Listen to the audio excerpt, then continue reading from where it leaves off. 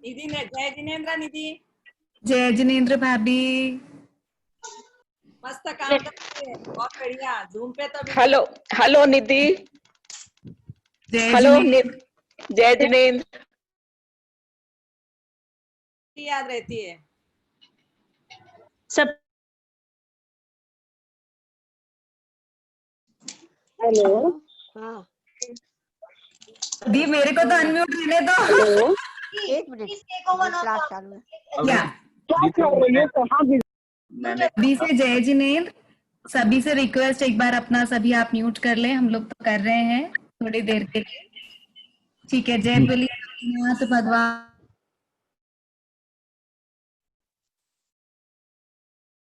जय बोलिए आचार्य गुरुदेव 108 श्री विद्यासागर जी महाराज जी की जय। आइए आज की अपनी पाठशाला हम शुरू करते हैं और सबसे पहले रोज की तरह हम मंगलाचरण के लिए बुलाना चाहते हैं हमारी दिगंबर जैन महिला मंडल की सदस्य नीलम जी जैन। नीलम जी जैन भुलेश्वर से हैं, बहुत ही एक्टिव लेडी और सभी प्रोग्राम्स में, कॉम्पिटिशन्स में, मंदिर में, पर्यूषण में, सब में बहुत उत्साह से पार्ट लेने वाली नीलम जी, आपका बहुत बहुत स्वागत और धन्यवाद आपने आज इतना टाइम दिया। और हम आपसे रिक्वेस्ट करते हैं। Sorry, I have unmuted. I have muted him. सबको मेरा जय जिनेन्द्र। हाँ ठीक है, सबको मेरा जय जिनेन्द्र। 1008 श्री आदिनाथ भगवान की जय। मान्य तुम आचार्य की जय। भक्तांबर स्रोत की जय। जय। उपारस प्यारे ले आ गए द्वार तिहारे हम, कि कर दो दूर हमारे गम, कि निस दिन तुम्हें पुकारे हम। हो उपारस प्यारे तुम्हें ही हमारे जीवन दाता, तुम्हें ही हो प्राण हमारे। ओ बहती नदियाँ नीर तुम्ही, पावक जल भी हो तुम्ही, तुम धरा हो तुम्ही हो गगन हो। उपारस प्यारे बहती है नदिया नाव पुरानी, मिलता नहीं है किनारा। तिरैया तुम ही हो स्वामी, खिवैया तुम ही हो स्वामी, तुम धरा हो तुम ही हो गगन हो। उपारस प्यारे ले आ गए द्वार तिहारे हम, कि कर दो दूर हमारे गम, कि निस दिन तुम्हें पुकारे हम। हो धूनी के भीतर नाग जला था, आखिर ही तुमने जाना। बचाया तुमने ही उनको, दिलाया तुमने ही उनको, देख के मुक्ति की उनको किरण हो। उपारस प्यारे ले आ गए द्वार तिहारे हम, कि कर दो दूर हमारे गम, कि निस दिन तुम्हें पुकारे हम। जय जिनेन्द्र सबको मेरा। बहुत बहुत सुंदर भक्ति नीलम भाभी, भगवान के चरणों में साक्षात नमन करते हुए आइए हम आगे बढ़ते हैं। मंजू दीदी तो अभी ज्वाइन नहीं हुए हैं, तो हम अनीश भैया के साथ, अनीश भैया से स्टार्ट कर दें। अनीश भैया। अनीश भी ऐसे ही स्टार्ट करेंगे ना? वो हाँ श्लोक- जी। मेरा ये कहना है कि अभी जो है ना 10 मिनट का और टाइम लगेगा जब लगभग लोग आ चुके होंगे। तो ऐसी स्थिति में ये सबसे महत्वपूर्ण श्लोक है, 21वां और 22वां। हाँ। तो मेरा मानना है कि यदि 10 मिनट यदि आप और कोई एक्टिविटी करना चाहते हैं तो बिल्कुल कर सकते हैं। एक्टिविटी क्या करेंगे?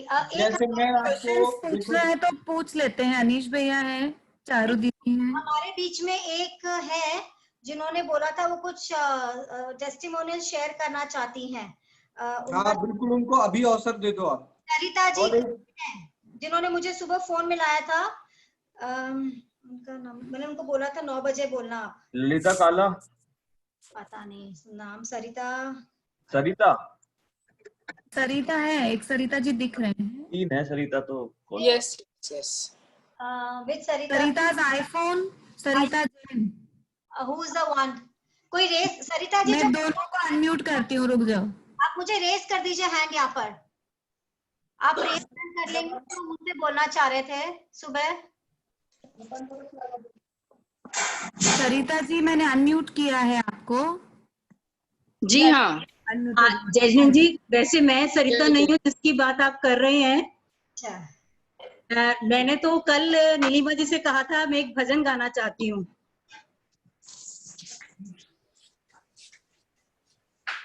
तो पहले वो टेस्टिमनी ले लेते हैं। भजन तो क्या अभी आगे कहीं मंगलाचरण आएंगे ना। 2 लाइन सुना दो आप, 2 लाइन आपकी अगर इच्छा है ना, 2 लाइन सुनाओ आप बिल्कुल। बोलो आदिनाथ भगवान की जय। ले लो प्रभु का नाम, ले लो प्रभु का नाम, जाएंगे बिगड़े काम। मेरी बुक ला दे। ले लो प्रभु का नाम, बन जाएंगे आपका ध्यान कहाँ जा रहा है? ले लो प्रभु का नाम, बिगड़े बन जाएंगे काम। तेरे जीवन की बगिया तो खिल जाएगी। ले लो प्रभु का नाम, बिगड़े बन जाएंगे काम। तेरे जीवन की बगिया तो खिल जाएगी। कितने जतन से पाला मात पिता ने, उनकी कृपा आया तू इस जहां में। ओ कितने जतन से पाला मात पिता ने, उनकी कृपा से आया तू इस जहां में। उनकी सेवा में है तार, उनका कर आदर सत्कार। तेरे जीवन की बगिया तो खिल जाएगी। संत जनों ने तुझको मार्ग दिखाया, बंदे तुझको हीरा बनाया। संत जनों ने तुझको मार्ग दिखाया, पत्थर था बंदे तुझको हीरा बनाया। उनका कर वंदन सम्मान, भूलो मत जो पाया ज्ञान। तेरे जीवन की बगिया तो खिल जाएगी। ले लो प्रभु का नाम, बिगड़े बन जाएंगे काम। काम के झमेले तेरे लगे ही रहेंगे, माया के मेले हरदम सजे ही रहेंगे। काम के झमेले तेरे लगे ही रहेंगे, माया के मेले हरदम सजे ही रहेंगे। थोड़ा उससे समय निकाल, उसको प्रभु सेवा में डाल। तेरा जीवन की बगिया तो खिल जाएगी। ले लो प्रभु का नाम, बिगड़े बन जाएंगे काम। तेरे जीवन की बगिया तो खिल जाएगी। बहुत सुंदर सरिता जी। सरिता जी बहुत बहुत धन्यवाद आपका। वो निधि सरिता नौलखा जी है, उनको अनम्यूट कर लेते हैं। वो थी सुबह जिनको एक टेस्टिमोनियल है। अभी कोई अगर नहीं है बोलने वाला तो उनसे बुलवा लेते हैं। दी सरिता आईफोन क्या? नहीं, सरिता यस यस यस जी, जी हाँ। सरिता जी मैंने आपको अनम्यूट किया है। जी जी, बाकी सबको म्यूट कर दो निधि। हाँ, रेस्ट एवरीबॉडी इज म्यूट। हाँ, सभी सरिता से जी आप सादर जय अनम्यूट जिनेंद्र। कीजिए। हाँ जी, सभी से आपका सादर वीडियो जय ऑन जिनेंद्र। कीजिए। वीडियो ऑन कर रही हूँ, 1 सेकेंड। ऑन है मेरा वीडियो? नहीं, it's of. Oh, it's off now. Let me see. It's on. आप दिखा आपको? सरिता's आईफोन ना Yes, yes, yes, yes. Of है I've दीदी on Sarita it. Ji. Can you see हाँ, now? या ठीक है। Okay. सभी से जय जिनेंद्र। तो मैं ये कहना चाहूंगी कि जब से ये सेशन शुरू हुआ है, मैंने दूसरे दिन से ही चैंटिंग शुरू करी। मैंने 45 नंबर की गाथा पकड़ी और 35th और 17th। उस टाइम मैंने कोई भी त्याग नहीं किया था। मैं ट्रायल बेसिस पे कर रही थी क्योंकि मेरे को मंत्रों की शक्ति पे बहुत विश्वास है। तो मैंने कहा मैं मंत्रों को पकड़ती हूँ और मैं शुरू करती हूँ चैंटिंग। एक हफ्ता गुजरा, मैंने बीच में चारू जी से बात करी और एक बार अर्चना जी से भी बात करी थी। तो चारू जी ने मुझे कहा कि आपको कुछ एक छोड़ना पड़ेगा। तो मैंने कहा नमक तो मैं नहीं छोड़ सकती, मैं शुगर का भी पता नहीं कभी किसी खाने में आ जाता है, तो मैं मिठाई छोड़ती हूँ क्योंकि वैसे भी हमारे यहाँ मिठाई खाने का चलन है। तो मैंने कहा कि ये त्याग मैं एक करती हूँ और मैंने प्याज और लहसुन छोड़ा, आलू की छूट रखी है। तो मैंने ये नोटिस किया कि मेरे को थोड़ा दिसंबर से ही मेरे को थोड़ा स्पॉन्डिलोसिस का है, माइल्ड है, तो मेरे को शोल्डर में पेन रहता था और थोड़ा वर्टिगो चालू हो गया था मेरे को जैन फेब से। तो मैंने फिजियोथेरेपी वगैरह करी तो डॉक्टर ने कहा कि आप एक्सरसाइजेस चालू रखो। मैंने कहा ठीक है, मैं चालू रखती हूँ। जब से मैंने ये शुरू किया, मेरे को डिजीनेस और वर्टिगो मेरा धीरे धीरे कम होता महसूस हुआ और मेरा पेन, शोल्डर पेन भी मेरे को कम लगने लगा। और दूसरा, मेरे को होली के दिन ना मेरे को कोई ऐसे ही वायरल इन्फेक्शन हो गया था, तो मेरे को गला खराब, सोर थ्रोट वगैरह हुआ, फीवर भी हुआ। तो वो रहा करीब 8-10 दिन, वो उसका असर रहा, गला खराब, गला बैठ गया और ये सब। और उस टाइम कोरोना शुरू ही हुआ था तो मैं भी डर गई थी, लेकिन मेरे डॉक्टर ने अच्छी तरह से मेरे को एंटीबायोटिक वगैरह ट्रीट वगैरह करके और उससे मेरे को ठीक कर दिया था। लेकिन मेरे को वो थोड़ा एलर्जी सीजन में, मार्च में मेरे को एलर्जीज के वजह से, पोलन जो होता है एयर में, उसकी वजह से मेरे को माइल्ड एस्थमा जैसा हो गया था। तो वो कभी कभी मेरे को वीजिंग महसूस होती थी, कभी नहीं होती थी, कभी होती थी।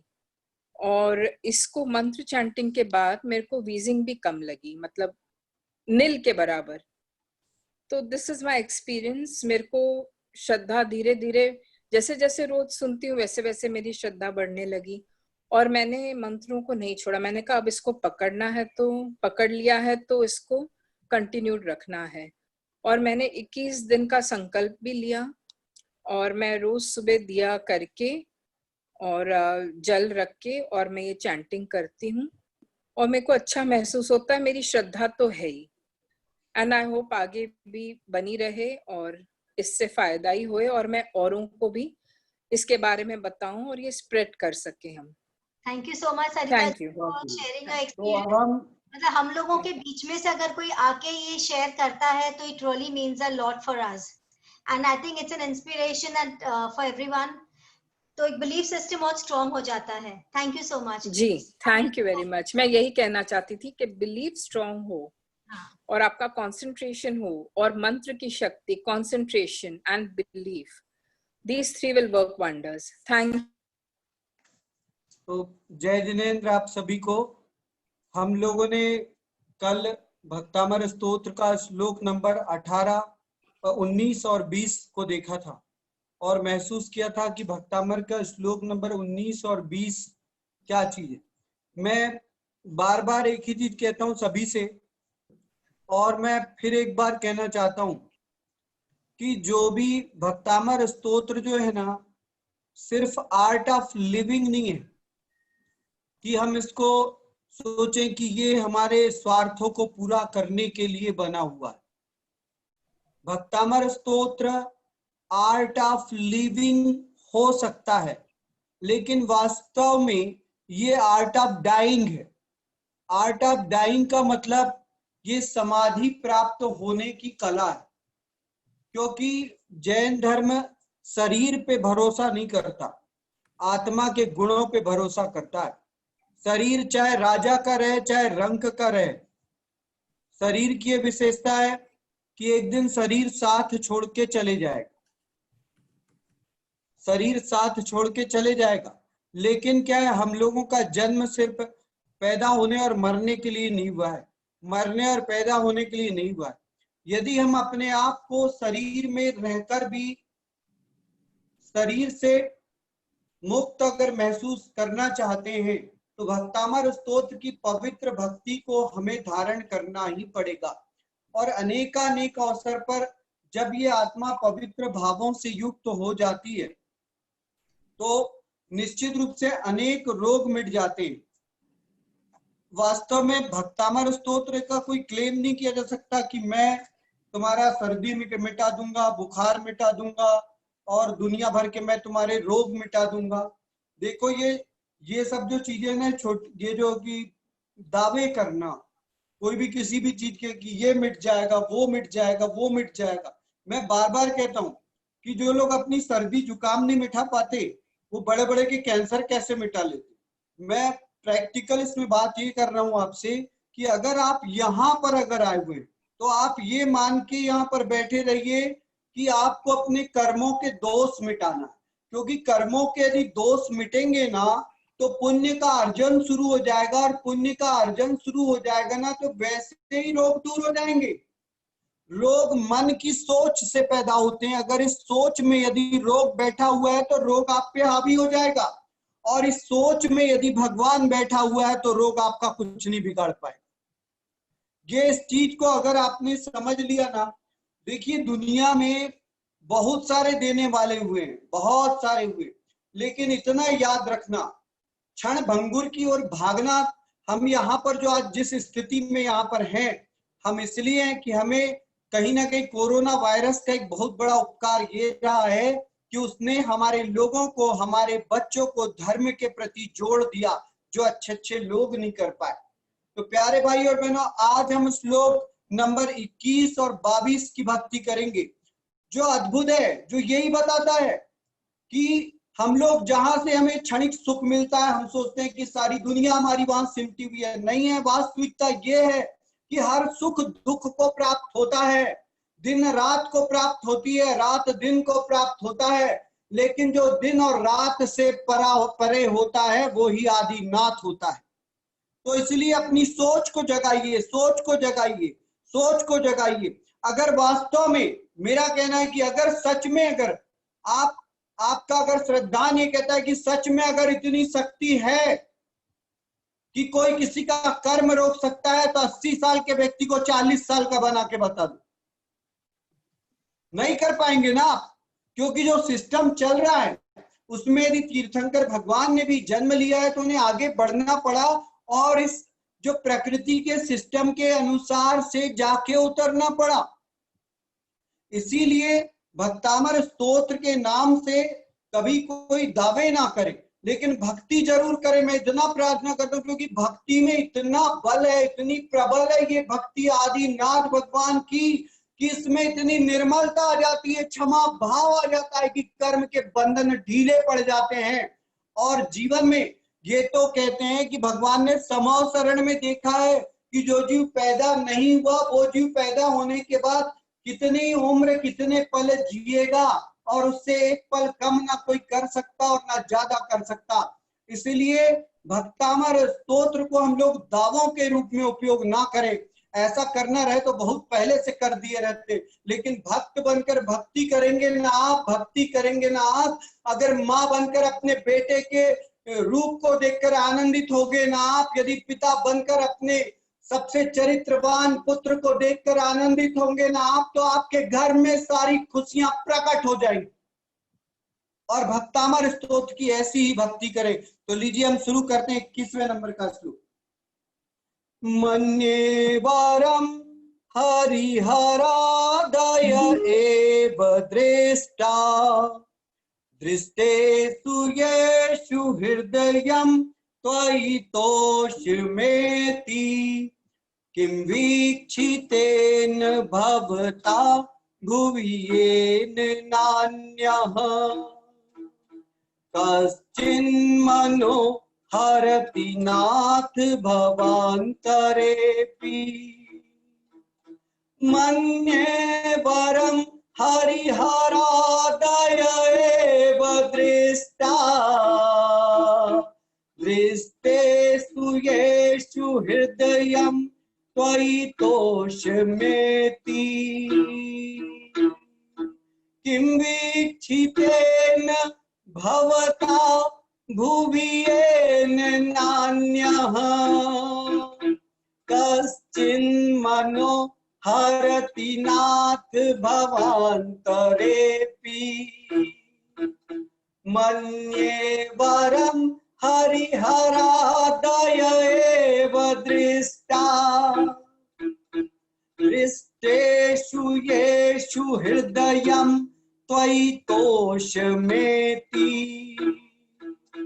किं वीक्षितेन भवता भुवि येन नान्यः कश्चिन्मनो हरति नाथ भवान्तरेऽपि। और इसका अर्थ क्या है? हे भगवान, देखिए इस श्लोक के अर्थ को समझिए कि हे भगवान, मैंने जब एक देव के दर्शन को किया तो दूसरे देव का दर्शन मुझे लुभाने लगा कि मुझे इसके भी पास जाना चाहिए। जब मैं भगवान दूसरे देव के दर्शन करने गया तो मुझे तीसरे देव का दर्शन लुभाने लगा कि मुझे इनके भी दर्शन करना चाहिए, फिर चौथे, फिर पांचवे, फिर छठवे। लेकिन जब देवादि नाथ भगवान मैंने आपके दर्शन किया प्रभु, और उसके बाद से जन्म जन्मांतर तक किसी और दर्शन की सोच इस दिल में, इस मन में, इस आत्मा में जन्म ही नहीं ले सकती। कितना सुंदर श्लोक का अर्थ है। देखिए, आचार्य मानतुंगाचार्य जी जेल में बंद हैं, बेड़ियों से सजे हुए हैं, जंघाओं से रक्त भी बहने लगा है, 3-4 दिन से अन्न जल भी ग्रहण नहीं हुआ है। और उसके बाद भी क्या आचार्य मानतुंगाचार्य जी आदिनाथ भगवान के पास ये सोच के गए क्या कि मेरी बेड़ियां टूट जाएं? ये सोच के गए क्या आदिनाथ भगवान के पास कि मेरी बीमारी दूर हो जाए, मेरा सिर दर्द दूर हो जाए, मेरा बुखार दूर हो जाए, मेरी समस्या दूर हो जाए? नहीं ना। उसके बाद भी आचार्य मानतुंगाचार्य जी क्या कह रहे हैं, कभी सोचा है आपने? कभी फुर्सत मिली है आपको सोच देखने की? आचार्य मानतुंगाचार्य जी कह रहे हैं, दर्शन तो भगवान दुनिया में दर्शन हाँ ऐसे होते हैं, दर्शन तो भगवान दुनिया में दर्शन हाँ ऐसे होते हैं। उन दर्शन को करने पर प्रभु ये मन अन्यत्र भटकता है। उन दर्शन को करने पर प्रभु ये मन अन्यत्र भटकता है। प्रभु एक जो दर्शन तेरा है, जो मन वचन से करता है। प्रभु एक जो दर्शन तेरा है, जो मन वचन से करता है। भव भव में उसको दर्शन फिर दूजा ना कोई रुचता है। भव में उसको दर्शन फिर दूजा ना कोई रुचता है। देखिए चमत्कार क्यों हो रहा था, चमत्कार इसलिए नहीं हो रहा था, मैं भगवान की भक्ति इसलिए नहीं कर रहा कि मुझे, मैं फिर कह रहा हूं कि मैं भगवान की भक्ति इसलिए नहीं कर रहा, आचार्य मानतुंगाचार्य जी सोच रहे हैं कि भगवान मेरी बेड़ियां टूट जाए। हे आदिनाथ भगवान, ये बेड़ियां मेरा कोई कर्म हो सकती है, लेकिन भगवान ये भी सत्य है कि ये शरीर जो है, ये शरीर फिलहाल में मेरा है जिस नाम से, लेकिन भगवान मैं इस शरीर के सिर्फ अंदर यहाँ कुछ वर्षों के लिए विराजमान हूँ प्रभु, लेकिन मैं ये नहीं हूँ, मैं तो आपके उस परिवार से हूँ, उस कुल से हूँ, उस खानदान से हूँ जिसमें मेरे सारे रिश्तेदार सिद्ध अवस्था को प्राप्त हो चुके हैं, प्राप्त हो चुके हैं, प्राप्त हो चुके हैं, प्राप्त हो चुके हैं। और मैं अपने इन 350 भाई बहनों के साथ आज भी अपने कुछ खोटे कर्मों के कारण इस संसार में भटका हुआ हूँ देवादिदेव। लेकिन इसके बाद भी अगर मैं दुनिया भर के दर्शन करके अपने मन को भ्रमित करता रहा, मेरे शरीर का रोग मिट जाए इसीलिए आपको पूजा अगर मैंने, तो ये मिथ्या हो जाएगी मेरी पूजा। मैं तो इसलिए आपको पूजूंगा कि मुझे आपके जैसा बनना है भगवान। ये शरीर तो रेलवे स्टेशन है भगवान, जितने दिन रुक जाऊं, लेकिन मेरा ये मंजिल नहीं है, मेरी लक्ष्य नहीं है, और मैं अपने लक्ष्य की ओर बढ़ूं भगवान। और ऐसी पवित्रता आने के साथ ही आत्मा दिव्य होने लगी थी, आचार्य मानतुंगाचार्य जी की भव्य होने लगी थी, आत्मा अनंत शक्तिशाली होने लगी थी। और जो उनके शरीर में लोहे का बंधन बंधा हुआ था, तो वो कच्चे धागे के जैसा होने लगा था, क्योंकि आत्मा की अद्वितीय शक्ति के आगे क्या वो टिक पाता, क्या नहीं। और इस कारण धीरे धीरे वो टूट के बिखर गया था। प्यारे भाई और बहनों, अब ये सुन लीजिए आचार्य विमद सागर जी की लाइनें। अरे आदिनाथ जी के युगल चरण में, आदिनाथ जी के युगल चरण में श्रद्धा पुष्प चढ़ाता हूँ। अरे प्रभु के मंगल आराधन में भक्ति गीता गाता हूँ। दर्श आपका करने से, मेरे साथ आप लोग भी दर्श कर लो। अरे दर्श आपका करने से, शीश पाद में धरने से, पाप कोस मम दूर हुआ, आत्म को संतोष हुआ। जग के देव हरि हर को, ब्रह्मा विष्णु महेश्वर को, इनको अपना मान रहा, निज को निज ना जान रहा, निज को निज ना जान रहा, निज को निज ना जान रहा। सम्यक ज्ञान न होने से, मिथ्यात्म के होने से, सबसे उत्तम जान रहा, हर्ष उसी में मान रहा। प्रभु आपको पहचाना, प्रभु आपको पहचाना, अब ना आपसे अनजाना। प्रभु आपको पहचाना, अब ना आपसे अनजाना। दृष्टि मेरी विमल हुई, दृष्टि मेरी विमल हुई, श्रद्धा मेरी प्रबल हुई, श्रद्धा मेरी प्रबल हुई। और देखिए कैलाश पर्वत से भगवान के चरणों से छोटे छोटे दिल निकल के आ रहे हैं, और वो दिल आपके दिल में जाकर, जैसे आप दिल लेते हो ना ऐसे दिल, तो वैसे ये दिल आपके हृदय को जाकर शक्तिवान बना रहे हैं। अब आपका मन सिर्फ आदिनाथ भगवान को देखने के बाद अब किसी और को देखने की सोच नहीं रखेगा, नहीं रखेगा, नहीं रखेगा। अरे मान तुंग की इस बगिया को, मान तुंग की इस बगिया को, सबके हृदय लगाऊंगा। सद्भक्तों को सद पुष्पों से शोभावान बनाऊंगा, शोभावान बनाऊंगा, शोभावान बनाऊंगा। इसका रिद्धि जाप है ओम ह्रीम अर्हम नमो पर्ण समणाणम झ्रौं झ्रौं नमः स्वाहा। ओम नमः श्री मणिभद्र जय विजय अपराजिते सर्व सौभाग्यम सर्व सौख्यम कुरु कुरु स्वाहा। ओम नमो भगवते शत्रु भय निवारणाय नमः। ये एक बहुत अद्भुत श्लोक है।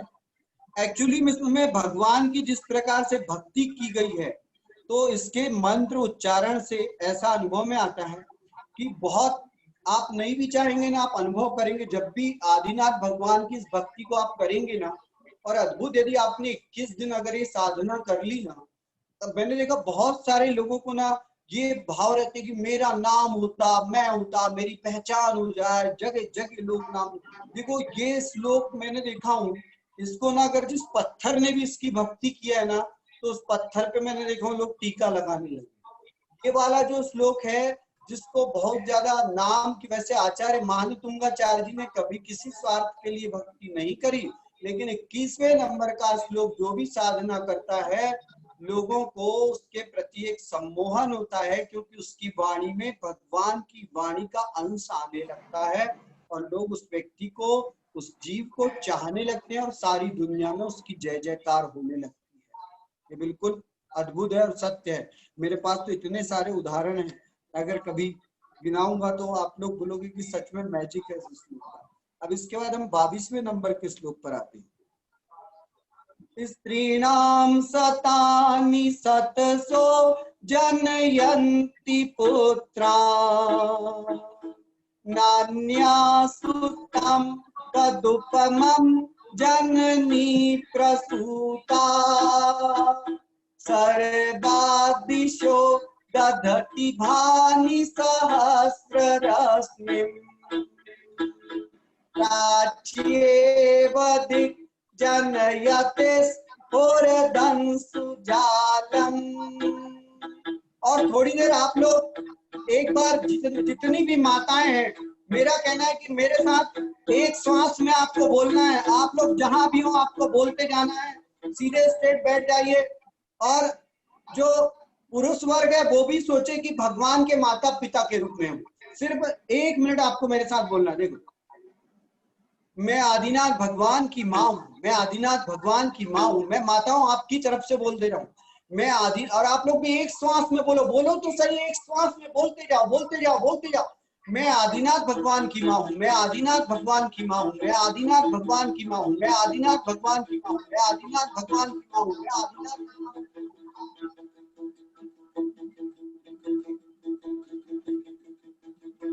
अरे माता माता ये तो बता, तूने कौन सा पुण्य किया है। अरे माता रे माता ये तो बता, तूने कौन सा पुण्य किया है। अरे आदिनाथ भगवान ने तुझको अपनी माता चुना है। मैया मरुदेवी की जय, मैया मरुदेवी की जय रे, मैया मरुदेवी की जय, माता मरुदेवी की जय जय जय जय जय जय जय। अरे माता रे माता ये तो बता, तूने कौन सा पुण्य किया है। अरे मैया मैया ये तो बता, तूने कौन सा पुण्य किया है। अरे आदिनाथ भगवान ने तुझको अपनी माता चुना है। माता मरुदेवी की जय, माता मरुदेवी की जय जय जय जय जय जय। और देखिए, जो आपकी गोदी में छोटी सी गोदी, अगर भक्तामर की पुस्तक भी हो, तो ये सोच लो कि आप उन्हीं भगवान की माता हो। और फील तो करो, अरे भगवान की माँ कभी बीमार नहीं हो सकती। भगवान की माँ कभी कोई ऐसी माँ नहीं हो सकती कि जिसके गर्भ में कोई संतान जन्म न ले।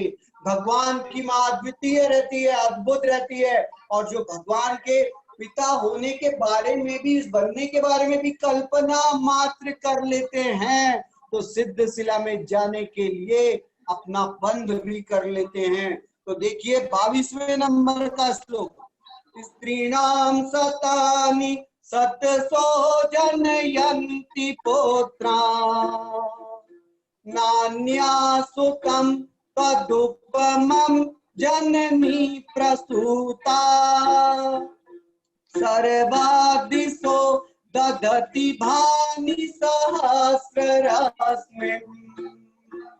प्राच्येव दिग्जनयते स्फुरदंसु जालम् स्त्रीणां शतानि शतसो जनयन्ति पुत्रान् नान्यासु तं तदुपमं जननी प्रसूता सर्वादिशो दधति भानि सहस्ररश्मिम् प्राच्येव दिग्जनयते स्फुरदंसु जालम्। हे प्रभु, सैकड़ों स्त्रियां सैकड़ों पुत्रों को जन्म देती हैं, फिर भी आपकी माता के अतिरिक्त अन्य कोई माता आपके समान पुत्र को जन्म नहीं दे सकती। भगवान, सैकड़ों माताएं सैकड़ों पुत्र को जन्म देती हैं हे जिनेश्वर देव, लेकिन जो आपकी माता है वो ही आपके समान पुत्र को जन्म दे सकती है। भगवान, जैसे सभी दिशाएं असंख्य नक्षत्र ताराओं को धारण करती हैं, असंख्य दिशा जगत जितनी भी दिशाएं हैं अनेक तारा मंडल को धारण करती हैं हे जिनेश्वर देव, लेकिन पूर्व दिशा ही ऐसी है जो सूरज को धारण करती है। भगवान, वैसे हे प्रभु, मैंने जैसे बहुरूपिणी विद्या सिद्ध होती थी भगवान, मैंने ये इतनी सारी माताओं में भगवान, इतनी सारी माताओं में माँ मरु देवी की कल्पना करने की सोच रखी है। भगवान, यहाँ पर जितने भी जीव हैं उनमें उस परम पवित्र पिता को भी देखने का प्रयास किया है भगवान, जो आपके पिता थे। भगवान, हम जानते हैं कि वर्तमान में ये सब उतने योग्य नहीं है भगवान, लेकिन ये तो हमारे उस भाव का पिक्चर चल रहा है भगवान, जिस भाव में हम ऐसे ही हो जाएंगे और उसके बाद सिद्ध शिला में जाकर अपने सच्चे परिवार के साथ मिल जाएंगे। आदिनाथ के युगल चरण में श्रद्धा पुष्प चढ़ाता हूँ, अरे प्रभु के मंगल आराधन में भक्ति गीता गाता हूँ। जग की 100 माता ये ना पाती सुख साता ये, जग की 100 माता ये ना पाती सुख साता ये, जननी 100 पुत्रों को दीनहीन कुपुत्रों को भू पर अर्थात इस धरती पर, अरे भू पर तुम सा पुत्र नहीं, तुम सा कोई पवित्र नहीं, धन्य भाग्य वह नारी है, अरे धन्य भाग्य वह नारी है, तीर्थंकर सुतधारी है, नारी की पर्याय सफल, तीर्थंकर सुत जिसका फल, सुर ललनाएं आती हैं, माँ की महिमा गाती हैं, पूर्व दिशा शक्ति वाली, दिनकर को जनने वाली, तारा गण की गिनती क्या, उन पुत्रों की गिनती क्या, अरे मान तुंग की, मान तुंग की, मान तुंग की इस बगिया को, मान तुंग की इस बगिया को। और देखिए, जहां से अयोध्या में आदिनाथ भगवान का जन्म हुआ था, तो भगवान की जो मंदिर में भगवान की प्रतिमा है, उनके चरणों से क्या रहे छोटे छोटे दिल आ रहे हैं, उन दिल को तो अपने दिलों से लगा लो, एज्यूम तो करो कि दिल आ रहे हैं आपकी तरफ चारों तरफ से। अरे मान तुंग की इस बगिया को सबके हृदय लगाऊंगा, मान तुंग की इस बगिया को सबके हृदय लगाऊंगा, सद भक्तों को सद पुष्पों से शोभावान बनाऊंगा, शोभावान बनाऊंगा। ओम ह्रीमरम नमो आकाशगामिणम ज्रौम ज्रौम नमः स्वाहा। ओम नमो श्री वीरे हिम जृंभय जृंभय मोहय मोहय स्तंभय स्तंभय अवधारणम कुरु कुरु स्वाहा। 22वें नंबर का जो श्लोक है, मुझे तो लगता है एक बार गर्भवती माता को गर्भ में जो संतान है उसको यही फील करना चाहिए कि भगवान की माता है, और पढ़ना चाहिए, और अन्य माताओं को भी पढ़ना चाहिए। इससे बहुत श्रेष्ठ बंध होते हैं। और सबसे बड़ी चीज, जो भी इस भक्ति को करेगा उसको जीवन में कभी भी भूत प्रेत पिशाच व्यंतर आदि कोई भी रहे, वो उसके पास नमन करके जाएंगे, उसे डिस्टर्ब कभी नहीं करेंगे, कभी नहीं करेंगे, कभी नहीं करेंगे। इसमें लिखा ही हुआ है कि किसी भी प्रकार की बाधा का ये निवारण कर देता है। अब प्यारे भाई और बहनों, 4 लाइनें कहकर बताने को तो बहुत कुछ है, लेकिन भगवान की भक्ति करो ना तो उनके नाम के अलावा कुछ बताने की भावना नहीं होती। हाँ, कभी कभी ये सोच जरूर लगती है कि मैं जो ये भक्ति करा रहा हूँ, ये मेरे जो भाई बहन, जो सब लोग, जो दोस्त मित्र सब उपस्थित हैं, क्या मैं इनको वो चीज समझा पा रहा हूँ जिसके लिए वो यहाँ पर में, आपके आंखों में, आपके हृदय कमल में इस भक्ति को आपके मस्तिष्क में ऐसा बिछा दे कि आपको इसके अलावा फिर कुछ ना दिखे, और यही आपके जीवन का सारा सुख बन जाए। और 4 लाइन, कौन उसे यहाँ बांध सका, कौन उसे यहाँ बांध सका, मान तुंग तो एक दीवाना है, कौन उसे यहाँ बांध सका, मान तुंग तो एक दीवाना है, देखना एक दिन तोड़ के बंधन, उन्हें मोक्ष पथ पाना है। बोलो आदिनाथ भगवान की जय। 24 तीर्थंकर भगवान की जय। नमो सिद्धारम, नमो सिद्धारम, नमो सिद्धारम, नमो सिद्धारम। बहुत सुंदर अनीश, बहुत सुंदर।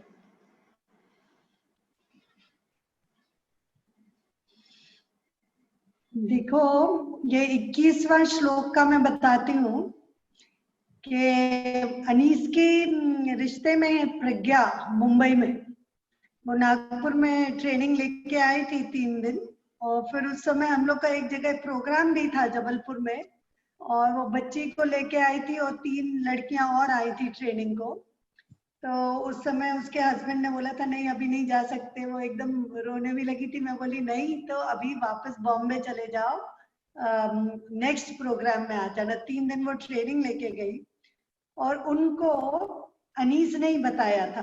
उनके प्रज्ञा ने ऐसे ही अनीस को बोला कि अनीश भैया, मैं इतने साल से मुंबई में रहती हूँ, सब कुछ है मेरे पास, लेकिन मुझे यहाँ कोई ज्यादा जानता नहीं है, तो कोई श्लोक बता दीजिए। तो अनीश ने उनको 21वां श्लोक बोला करने को। और फिर हमारा जब कॉन्फ्रेंस हुआ बॉम्बे में, तो प्रज्ञा हम लोग को महबूब स्टूडियो लेके गई और विवेक ओबरॉय से मिलवाया। और वो एक आंटी है जिनके साथ वो काम कर रही थी, और उनको बहुत अच्छा लगा भक्तांबर से। तो विवेक ओबरॉय को हम लोगों ने हथकरघा की जैकेट भी पहना के उनको बोला कि आप हमारे हथकरघा का वो करो।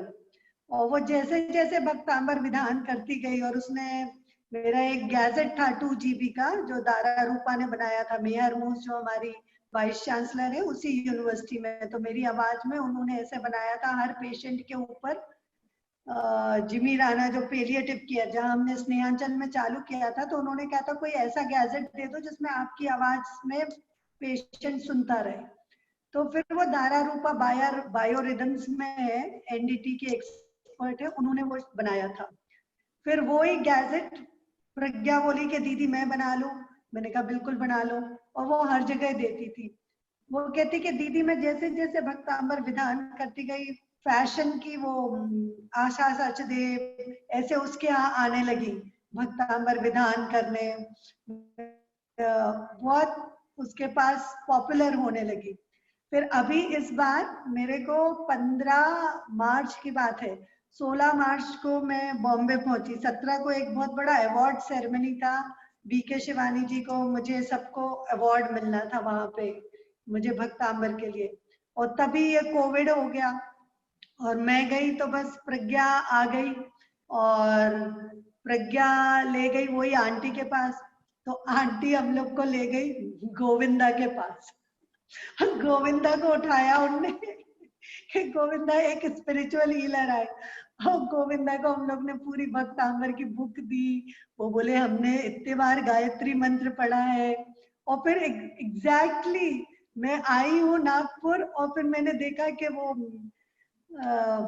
रणवीर सिंह उनके पैर पड़ रहा है वो फिल्म फेस्टिवल में कि गोविंदा जी आपसे ही मैं सब कुछ सीखा हूँ, रणवीर सिंह। और पता वो गोविंदा जी से के साथ बात करते हुए मैं, प्रज्ञा और वो आंटी का नाम ध्यान नहीं आ रहा मुझे, वो भी भक्तांबर की बहुत प्रभावना करती हैं, वो हम लोग को एस्कॉन टेम्पल भी ले गई थी। तो मेरी तो फ्लाइट ही मिस हो गई, मैं इतनी देर उनसे बात करने में लग गई। एयरपोर्ट पहुंची तो उन्होंने कहा डोर्स क्लोज।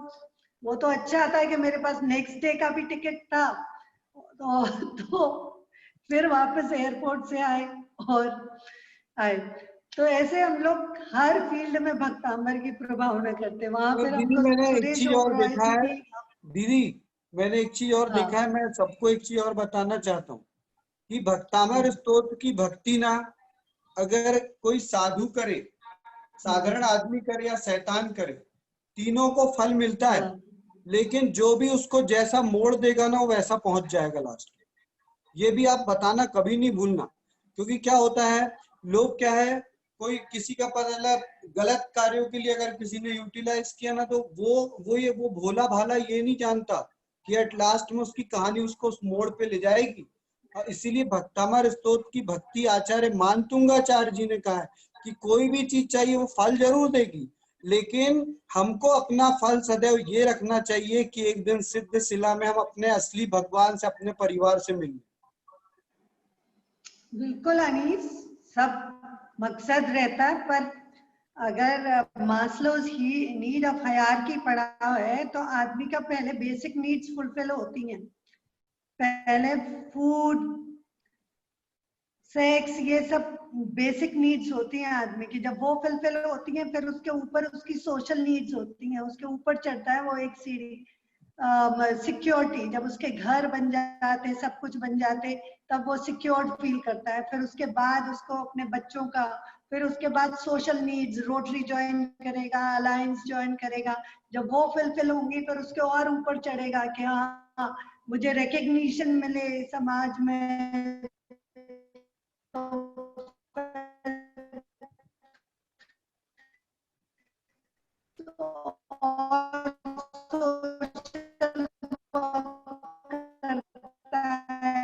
ये अवार्ड मिले, वो और ऊपर चढ़ जाता है, उसके ऊपर अवार्ड से भी नजरों में एक्चुअलाइजेशन सब सिद्ध शिला पे जाने का सोचेगा इंसान। शिल्पा जैन कह रही है एग्जैक्टली राइट।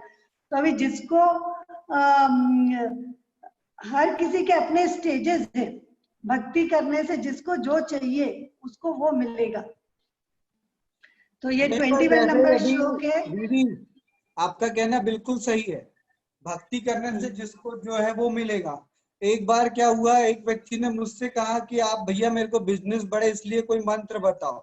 तो मैंने बोला कि आपका काम क्या है, तो उन्होंने कहा बियर बार।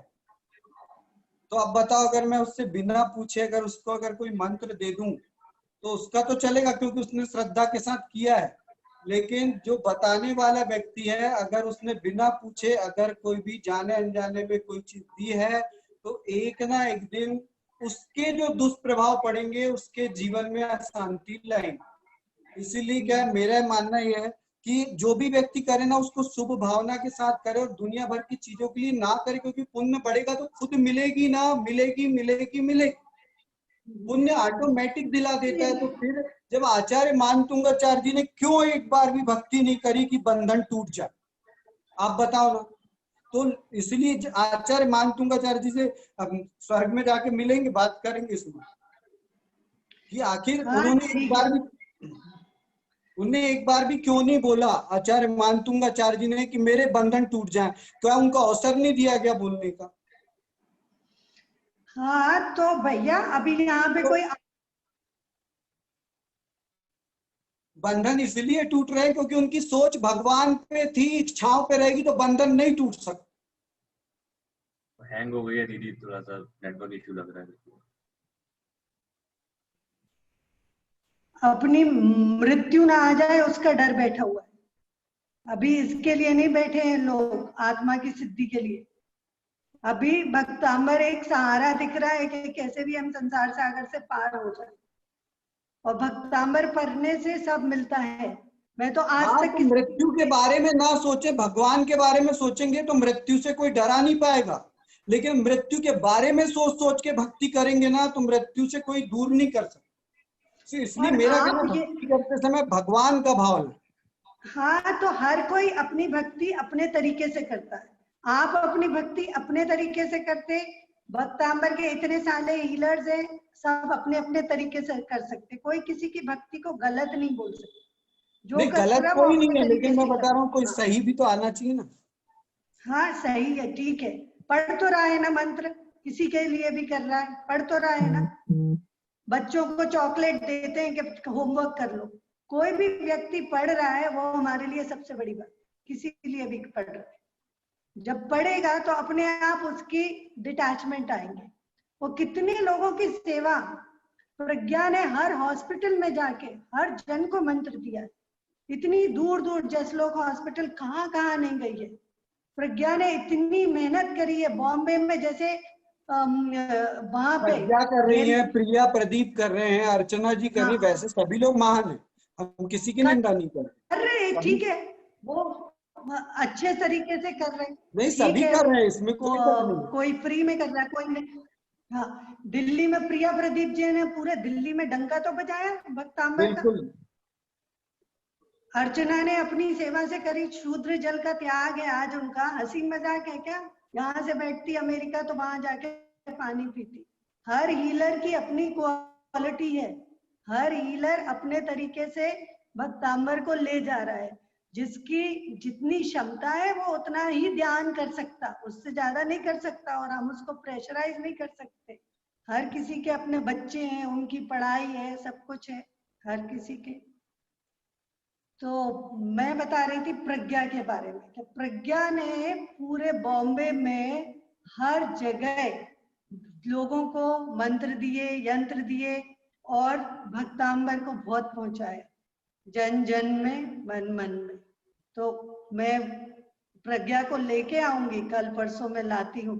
आप देखोगे कि उसने कैसे वर्क किया है और आप भी कर सकते हो उसके साथ। बहुत बड़ी बात है अपने हस्बैंड को छोड़ के, बच्चों को छोड़ के इस हॉस्पिटल जाना, उस हॉस्पिटल जाना, सबको सिखाना, विधान कराना। हंसी मजाक तो नहीं है। इधर अभी 500 जन सीख रहे हैं, इनमें से कोई नहीं जाएगा। किसी को बोलूंगी मुश्किल से 5-10 जन होंगे जो जाएंगे कि हाँ भाई किसी को सुनाने चले जाए। नहीं जा सकते। हंसी मजाक नहीं है किसी को जाने के लिए। कोई बोलेगा भी ना कि हम आपको इतने रुपए भी दे रहे, तो भी नहीं जा सकते। लोगों को टाइम नहीं रहता, अपनी वो रहती है। तो बहुत बड़ी बात होती है। जो भी जाता है, हम हर हीलर अपने वे में बहुत मेहनत करता है। हम किसी को ये नहीं कह सकते कि ये इसके लिए कर रहा है या उसके ये तो अपन कह ही नहीं रहे ना, जैसा कर रहा ये कौन कह रहा है? सब लोग अच्छा अच्छा कार्य कर रहे हैं। मैं बता रहा हूँ सिर्फ भक्ति करते समय सोच कैसी रखनी चाहिए। मैंने ये क्लेम नहीं कहा। देखो प्रज्ञा भी बहुत अच्छी है, मैंने तो प्रज्ञा भी बहुत अच्छी है, प्रिया भी बहुत अच्छी है, अर्चना दीदी भी बहुत अच्छी है, और हमारी अनीता दीदी भी बहुत प्यारी है, और हमारी चारू भी बहुत अच्छी है, और आप सबसे अच्छी है। लेकिन मैं सिर्फ इतनी रिक्वेस्ट कर रहा हूँ कि जब भक्ति करते हैं ना, उस समय अगर मन में सोच आती है तो फल नहीं मिल पाता, क्योंकि सोच हावी हो जाती है। हमको फल जो है ना कागज में लिख के आप रख दो आपको जो चाहिए, और उसके बाद साधना करो ना, लेकिन 21 दिन फिर देखना नहीं आपने क्या सोचा है, तो फल आपके पास है। लोग क्या रोज साधना करते हैं, रोज वही सोचते हैं, बार बार सोचते हैं, तो क्या होता है भगवान का नाम नीचे हो जाता है और उनके स्वार्थ ऊपर हो जाते हैं। फिर ऐसे में क्या है, फल नहीं आता। नहीं, ऐसा आप नहीं सोच सकते। आप लोगों के बारे में ये नहीं सोच सकते कि वो इसके लिए कर रहा। क्या आप ही अकेले शुद्ध भक्ति कर रहे हैं, ऐसा नहीं है। ये नहीं कह रहा हर हूँ कोई ना। भक्ति कर रहा है अपने से। हाँ, अर्चना आईफोन हाथ उठा रही है, अर्चना को अनम्यूट कर रहे हैं। हाँ अर्चना बोलिए, क्या बोल रहे ये हैं अर्चना अनीश जी, आप भी भैया, बोलिए। हाँ अनीश भैया जो बोल रहे हैं कि लोगों को ऐसा मन में रखना चाहिए अपना उद्देश्य, तो बिना उद्देश्य के जो शुरू कर रहा है वो कभी भी नहीं कर पाएगा। सभी का अपना अपना स्वार्थ है, तभी तो आगे बढ़ेंगे। एक कागज में लिख के रख दो ना, और 21 दिन तक के फिर नहीं देखना। क्या बार बार कर्मणे वाधिकारस्ते माँ फलेषु यदाचन महात्मा धर्मात्म जो है ना, कि हम एक बार रख दे। देखिए ये एक डिस्कस हो रहा है, इसलिए मैं बोल रहा हूँ। हो सकता है इसीलिए मैं भी बोल रही हूँ, लेकिन क्या है कि जब तक कुछ सामने नजर नहीं आएगा लोग उसकी तरफ खींचेंगे नहीं, तो लोगों को खींचने के लिए ये करना बहुत जरूरी है। तो वो तो मुस्लिम धर्म में बहुत अच्छे से खींचा गया है। उनका मुझे मालूम नहीं।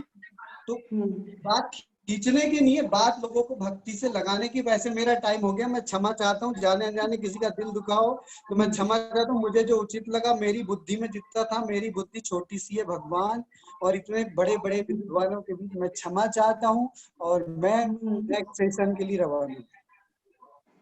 थैंक यू, बहुत बहुत जय को, बहुत बहुत जय जिनेंद्र। हर जन जो उस पाथ पे चल रहा है, हम उनकी अनुमोदना करते हैं। आज तक मैंने किसी के लिए नहीं भक्तांबर पढ़ा, एक स्वार्थ के लिए, पिछले सालों साल से पढ़ रही हूँ। किसी भी अपने कोई कार्य के लिए नहीं किया। भाई ठीक है, हर कोई भक्ति कर रहा है, छोटी छोटी नीड्स होती है, ऐसे नहीं होता है हर कोई साधु बन जाए। इधर गृहस्थ बैठे हैं, उनके बच्चे हैं, उनके 100 काम होते हैं, उसके बाद भी अगर वो छोड़ के जा रहे हैं तो बहुत बड़ी बात है। भक्तांबर कर रहे हैं तो बहुत बड़ी बात है। ठीक है, तो 21वां श्लोक से कितने सारे केस स्टडी प्रज्ञा ने ठीक करे हैं। कल ही प्रज्ञा को लेके आएंगे और बताएंगे। और हमारे बीच में विवेक जैन जी बैठे हैं लखनऊ से, जिन्होंने 7 दिन से नमक का त्याग कर रखा है, और इन्होंने लखनऊ कैंसर इंस्टीट्यूट में हमारा प्रोग्राम कराया था। तो मैं चाहूंगी कि विवेक जैन जी को अनम्यूट करें। गौरव, मैंने उनको कर दिया अनम्यूट। हाँ विवेक जी बोलिए। सभी को जय जिनेंद्र। ये मेरा सौभाग्य था कि 6-7 महीना पहले मंजू जी का एक बड़ा कार्यक्रम हमने यहाँ, एक लखनऊ कैंसर इंस्टीट्यूट है जहाँ कैंसर के पेशेंट्सों का ही इलाज होता है, उसमें किया था। और आपने बहुत सारी प्रेरणाएं दी। हम लोग वहाँ पर भक्तांबर के 45वें नंबर श्लोक का वहाँ निरंतरता से उसका वो चलाते हैं, ऑडियो टेप। और अब धीरे धीरे जब से लॉकडाउन हुआ है, सुबह से लेकर रात तक भक्तांबर का नाम सुन के हमें कुछ और करने की इच्छा ही नहीं होती। हम भक्तांबर ही भक्तांबर कर रहे हैं। 2 महीने हो गए, मैंने बाहर का सब कुछ त्याग कर दिया, आलू ये सब। और मैं पिछले 25 साल से डायबिटिक और हाई ब्लड प्रेशर का पेशेंट हूँ। मैं डरता था मैं नमक कैसे छोड़ूंगा, लेकिन बस मैंने कहा कि मैं एक दिन करके देखता हूँ कहाँ तक होता है।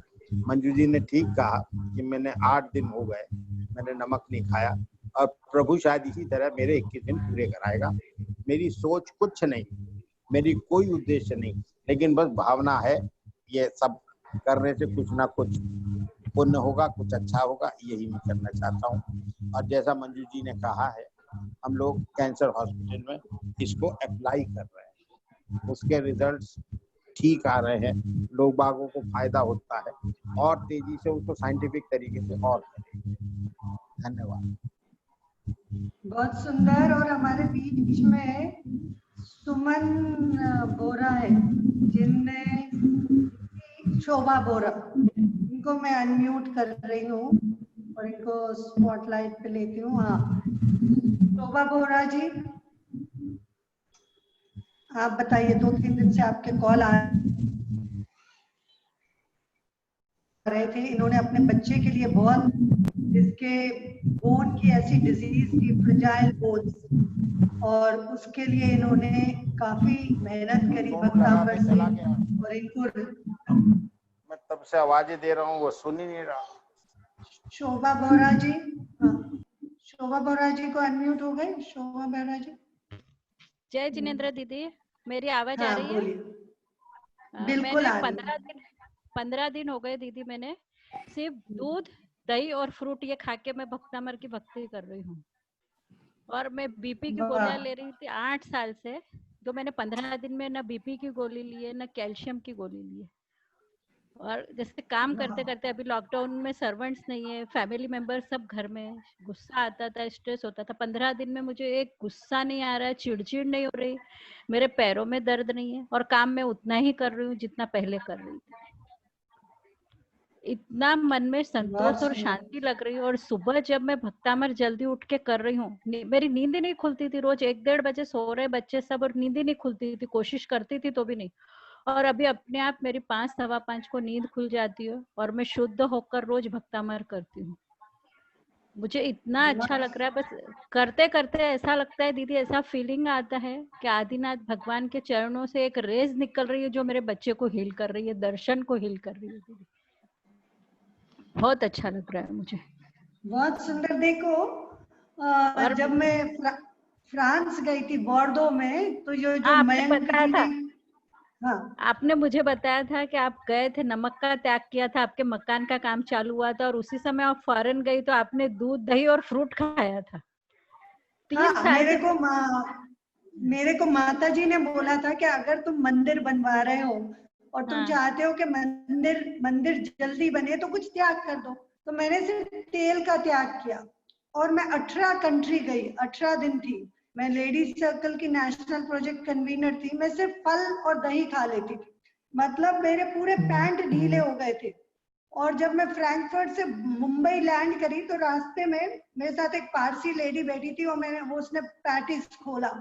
तो मैंने भी मन में सोचा कि अब बहुत हो गया, अब तो मैं खा रही हूँ, उसकी खुशबू सोच के। तो मैंने जैसे ही अपना वो फ्लाइट में खोला, कि इतने में फ्लाइट अटेंडेंट, एयर होस्टेस भी नहीं, बहुत कम मैं मेल स्टीवर्ड देखती हूँ, और वो फ्लाइट अटेंडेंट आके मुझे 2 पैकेट काजू के देता, कहता मैडम फॉर यू। मुझे ऐसा लगा जैसे पार्श्वनाथ भगवान ने कहा कि रुको, मैं तुम्हारा इंतजाम करता हूँ, रुको, अपना नियम मत तोड़ो। तो ऐसे नियम की महिमा है कि जो भी हम नियम लेते, और मेरी हमें, मतलब सासू जी को ऐसा लग रहा है कोरोना में वीकनेस आ जाएगी, अभी वीकनेस नहीं आना चाहिए, खाओ पियो मस्त रहो, शोभा तुम ये खा लो, ये खा लो। दीदी सच बताओ, मैं शाम में 6:30 बजे खाती हूँ एक केला और एप्पल और दूध। उसके बाद कल सुबह 9:30 बजे एक केला और दूध सिर्फ, और दोपहर को 1 बजे वाटरमेलन, और उसके बाद में 2:30 बजे दही। उसके अलावा कुछ भी नहीं खाती। और मुझे लगता है मेरा कितना पेट भरा हुआ, और एनर्जी उतनी की उतनी। वो बार बार पूछते हैं मुझे, तुम्हारे को वीकनेस तो नहीं लग रही है शोभा, तुम्हारे को थकान तो नहीं लग रही? मेरी मम्मी, मुझे कुछ नहीं लग रहा है। देखो बहुत अच्छा लग रहा है। मैं वही बता रही थी कि जब मैं वो ये मयंक और इनके जो गुरुजी हैं कीथ पार्कर, जो लेकर एंटीना बनाए हैं, उनके साथ जब मैं यूएस में एमओयू साइन कर रही थी, ये भक्तामर का इंटीग्रेटेड हीलिंग फोरम का, तो वो कहने लगे हमने 2 नई टेक्निक सीखी हैं। तो मैंने कहा क्या प्रिवलेंट है पेरिस में? तो बोले एक तो फास्टिंग, हम पूरे रशिया में जाके फास्टिंग बता रहे हैं कि अगर फास्टिंग करते रशियन लेडीज इतनी मोटी हो जाती हैं, ये बोले तो हम फास्टिंग बताते थे, उनका तबीयत ठीक हो जाता, हेल्थ अच्छा, क्लिनजिंग हो जाता। तो मैं मन में सोची कि हमारे भारत में तो हर माता बहन फास्टिंग करती, हर दूसरे दिन कोई अठाई कर रहा, तो कोई वर्षी तप कर रहा, तो कोई ये कर रहा। तो मैं बोली ये टेक्निक तो हमारे भारत की है, बचपन से सिखाया कि उपवास करना, 10 लक्षण करना। फिर दूसरा उन्होंने टेक्निक बताया मुझे कि latest technique, we don't use mobile, क्योंकि इससे सब करंट आता है, इससे कैंसर आता। तो उतने बड़े कीथ पार्कर जो एक्मॉस के हैं, उन्होंने ये बताया।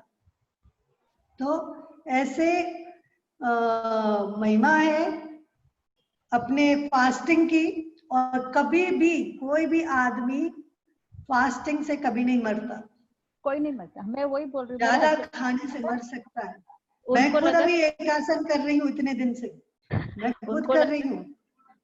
मैं 10 दिन के उपवास इतने बार करी हूँ, और 10 दिन आहार लगाती हूँ 2 बजे तक। इतने माता जी, महाराज जी, भैया जी, सबको 2 बजे तक आहार करा के 10 दिन पानी पे रहती हूँ। और 10वें दिन भी आप देखोगे तो दौड़ते वही फिरते एनर्जी 200 जन को Right, खाना खिलाती right. दिखूंगी। वैसी खाना, एनर्जी ये लोगों का वहम है कि खाना खाने से एनर्जी मिलती है या खाना नहीं खाने से, ऐसा कुछ नहीं। उनको वही हमारे लगा शरीर मम्मी जी को कि ये वीकनेस आ जाएगी, मेरी बात नहीं सुन रही है, तो उन्होंने मेरे हस्बैंड को बोला।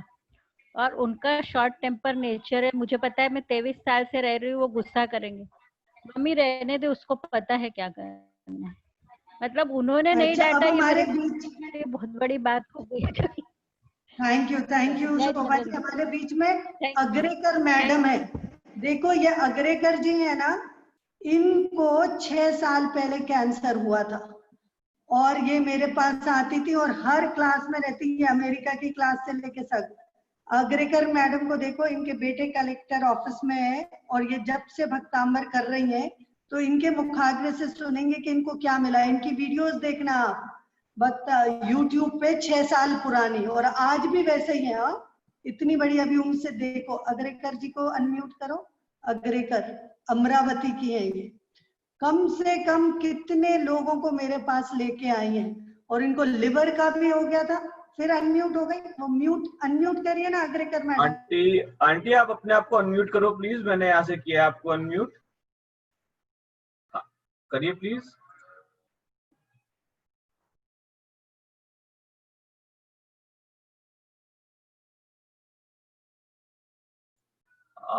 आंटी कर नहीं पा रही। आंटी आपके लेफ्ट पैनल पे आएगा कॉल का ऑप्शन, उस पर क्लिक कर दो प्लीज, तो आप अनम्यूट हो जाओगे। कॉल वाया ऑप्शन होगा, उस पर क्लिक कर दो आप।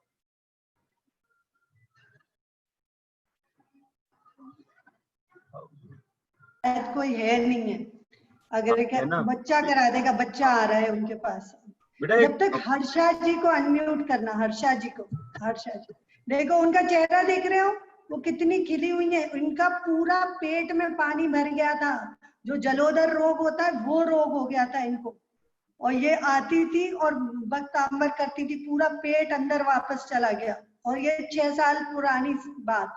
वो कितने लोगों को लेके आती हैं वो, और हर क्लास में रहती है। अडल्ट पाठशाला अमेरिका वाली, बच्चों की छोटी, हर में फोन करेंगे, जूम लिंक दो। इतने लोगों देखो, वो फिट एंड फाइन है, बिल्कुल लास्ट स्टेज ऑफ कैंसर और लिवर का भी सिरोसिस, और उससे ठीक, और आज 6 साल के ऊपर हो गए और ज्यादा। दीदी हर्षा किस नाम से है?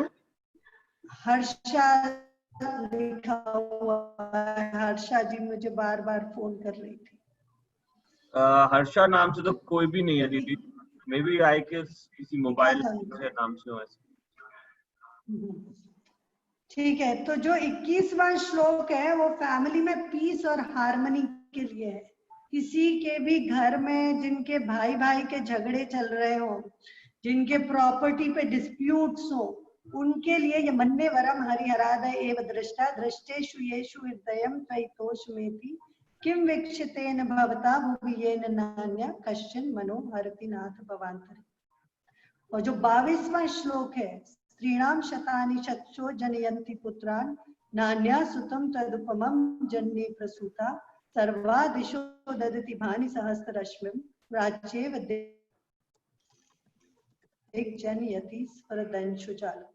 देखिए, ये ललिता जी जो संतोष सेठी जी की वाइफ है, सिद्धायतन वाली, ये हमेशा ये श्लोक पढ़ती थी, ये सोचते हुए कि मेरा बेटा अरिहंत ऐसा मंदिर बनाए। और वो जो भक्तांबर का मंदिर है जो आदिनाथ का सिद्धायतन में बन रहा है, वो आप देखना कैसा बनेगा। पूरा फुल्ली ऑटोमेटिक भक्तांबर का सेंटर बन रहा है। जब हम लोग वहां मंत्र पढ़ते थे तो कपड़े के नीचे हम लोग करते थे, मैं, अनीस, अनीता। और आज इतना बड़ा सिद्धायतन खड़ा है भक्तांबर की महिमा, भक्तांबर के अखंड पाठों से। तो ऐसे भक्तांबर के एक एक श्लोक में मैं बिल्कुल कह रही हूँ कि जो भी जन कर रहा है इधर, वो भक्ति से कर रहा है। और अब हम चाहेंगे कि चारू जी दोनों कहानी बता रही है। चारू जी आज बताने वाली है या नेहा मुडासिया है? चारू जी अनम्यूट करो। चारू जी, हाँ। और कमल जी को भी मैं अनम्यूट करना चाहूंगी क्योंकि वो आज दिन में मेरे मेडिटेशन सेशन में थे। एक बार कमल जी अपना एक्सपीरियंस शेयर करेंगे। वो दीदी दिन में 2 थे। कमल हैं, कमल कुमार जैन, कमल जैन। कमल जैन। कमल जैन ओके, वो दिन में थे आज। हाँ कमल जी, थोड़ा एक्सपीरियंस शेयर करें। आज 4 to 5 क्लास में थे आप सिद्धायतन के। हाँ दीदी 3 बजे का सेशन था आपका और हम लोग 2:45 से उसको लॉक इन करने की कोशिश कर रहे थे। 3 अलग अलग जगह से मैसेज आ रहा था, हम जा ही नहीं रहे। वो बार बार बता रहा था 500 लोग हो गए। 2:45 बजे 2:30 बजे आपको भर चुका था, तो बड़ी मुश्किल हुई। फिर बाद में फेसबुक लिंक मिला, उसके बाद से हम आपको देखने लगे थे। तो बाद में लोगों की तारीफ हमने सुनी कि भाई आज का पावरफुल हुआ था। बाकी हम एक्चुअली में सुन नहीं पाए। आपने भी देखा होगा बड़ी प्रॉब्लम हुई थी। बाद में फिर उन्होंने कलकत्ता वालों ने बोला था कि भाई हम कल से 1000 आदमियों का करेंगे। तो वो आपके नाम से लोग इतने जुड़ जाते हैं कि तो कल से हो पाएगा दीदी। वो शानदार, मतलब इतना शानदार काम आपका आज हो गया था। हम लेकिन कर नहीं पाए थे क्योंकि हमको जगह ही नहीं मिली थी उसमें। अंकल मैं बताता हूँ आपको, लॉगिन किया तो उसमें आया 500 फुल पूरे, और बहुत अच्छा 2 घंटे प्रोग्राम चला। बहुत, जबकि 3 से 4 ही था, लेकिन दीदी फेसबुक का लिंक मैंने शेयर कर दिया है। वॉच पार्टी भी कर दी थी होस्ट मैंने उसकी, और फेसबुक का लिंक भी शेयर है। जो नहीं देख पाया ना वो अभी भी क्लिक करेगा तो दे कैन सी। वो लिंक मैंने सारे ग्लोबल ग्रुप में डाला हुआ है, राइट। तो वो रिकॉर्डेड ही रहता है, तो आप उसको वैसे भी ज्वाइन कर सकते, मतलब कभी भी वांट टू सी आप उसको देख सकते। चलिए चारू जी, आप कहानी बताइए। जय जिनेंद्र दीदी, सभी को जय जिनेंद्र।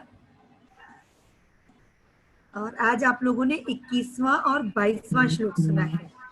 21वें श्लोक की कथा बहुत अच्छी है और यही नियम पर ही है। जैसे अभी मंजू दीदी डिस्कस कर रहे थे कि नियम का बहुत महत्व होता है और ईश्वर स्वयं आते हैं जो नियम अपने दृढ़ता से निभाते हैं। ईश्वर स्वयं आते हैं उनके नियम की रक्षा करने के लिए, किसी ना किसी को किसी ना किसी रूप में भेजते हैं। उसी पर ये कथा है। तो आइए चलते हैं अपनी कथा की ओर। ये कथा है श्रीधर और रूपश्री की। श्रीधर नाम का श्रावक लड़का था और रूपश्री नाम की एक लड़की थी। उन दोनों का विवाह हुआ। तो ये दोनों एक गांव में रहते थे। जब रूपश्री का विवाह हुआ तो 10 दिन तो बहुत हंसी खुशी बीत गए श्रीधर और रूपश्री के। लेकिन एक दिन सुबह से घनघोर वर्षा होने लगी, बहुत तेज मूसलाधार बारिश होने लग गई वहां पर। तो 7 दिन तक लगातार वर्षा हुई। और जो ये वर्षा हुई इसके कारण क्या हुआ कि जो रूपश्री थी, रूपश्री का नियम था बचपन से ही कि बिना जिन दर्शन के मैं अन्न जल ग्रहण नहीं करूंगी। तो जब उनका नियम था तो 7 दिन ऐसे धीरे धीरे बीत गए कि रूपश्री ने वहां पर अन्न जल ग्रहण नहीं किया। उसके सब लोग ससुराल वाले कह रहे थे कि अभी तुम खा लो, तो वो बोलती थी नहीं अभी शायद कल रुक जाएगा पानी, तो मैं दर्शन करके तभी अन्न जल ग्रहण करूंगी। तो इतनी वर्षा हुई कि वहां बाढ़ आ गई पूरे गांव में। लेकिन सबके घरों के बाहर पानी भर गया। तो ये जो रूपश्री थी बिल्कुल भी अपने प्राण से डिगी नहीं। तो जब 7 दिन बीत गए तो ये लोग सोचे कि चलो थोड़ा बाढ़ का पानी कम हुआ तो सोचे चलो चलते हैं दर्शन करवा देते हैं इसको। तो वो लोग जब दर्शन करने गए तो देखा वहां पर जो नदी थी वो पूरी बढ़ी हुई थी, तो कोई भी नाविक पार ले जाने के लिए तैयार नहीं था। तो बहुत निराशा के साथ सभी पूरा परिवार उनका वापस आ गया घर पर। तो अभी रूपश्री क्या करे, तो उनके ससुर ने कहा रूपश्री के कि बेटा देखो तुम इस तरह नहीं खाओगी, तुम्हारी जो ये काया है, तुम्हारा ये जो शरीर है धीरे धीरे निर्बल हो जाएगा, और निर्बल हो जाएगा तो हम यहाँ पर पंचायत को क्या मुंह दिखाएंगे। भाई इतनी बड़ी गांव में पंचायत है, वहां पर हम क्या बोलेंगे कि अभी कल को हम नई बहू को लेकर के आए हैं, वो इतनी जल्दी उसे ऐसा कोई रोग हो गया या तुम्हारी काया ही निर्बल हो जाएगी, तो हम कैसे किसके सामने कहेंगे। लोग हमें श्रेष्ठी कहते हैं, तो मेरे नाम पर तो कलंक लग जाएगा तुम इस तरह करोगी तो उसने कहा कि नहीं पिताजी आप परेशान मत होइए। मंजू दीदी कुछ बोल रहे हैं क्या? मंजू दीदी कुछ बोल रहे हैं क्या? मंजू दीदी अनम्यूट करिए प्लीज अपने आप को। आप फोन पर बात कर रहे हैं। हाँ मंजू दीदी आप कुछ बोल रहे हो, फिर अनम्यूट हो गई। मंजू दीदी अनम्यूट कीजिए प्लीज।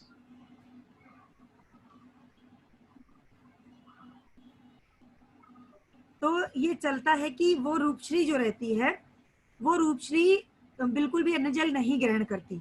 तो उसके ससुर बोलते हैं कि अभी तुम खा लो। वो कहती है नहीं पिताजी मेरा नियम है, क्योंकि उससे प्राण से ज्यादा अपने प्रण का प्रेम था, प्राण से ज्यादा अपने प्रण से प्रेम था, मतलब अपने नियम से प्रेम था।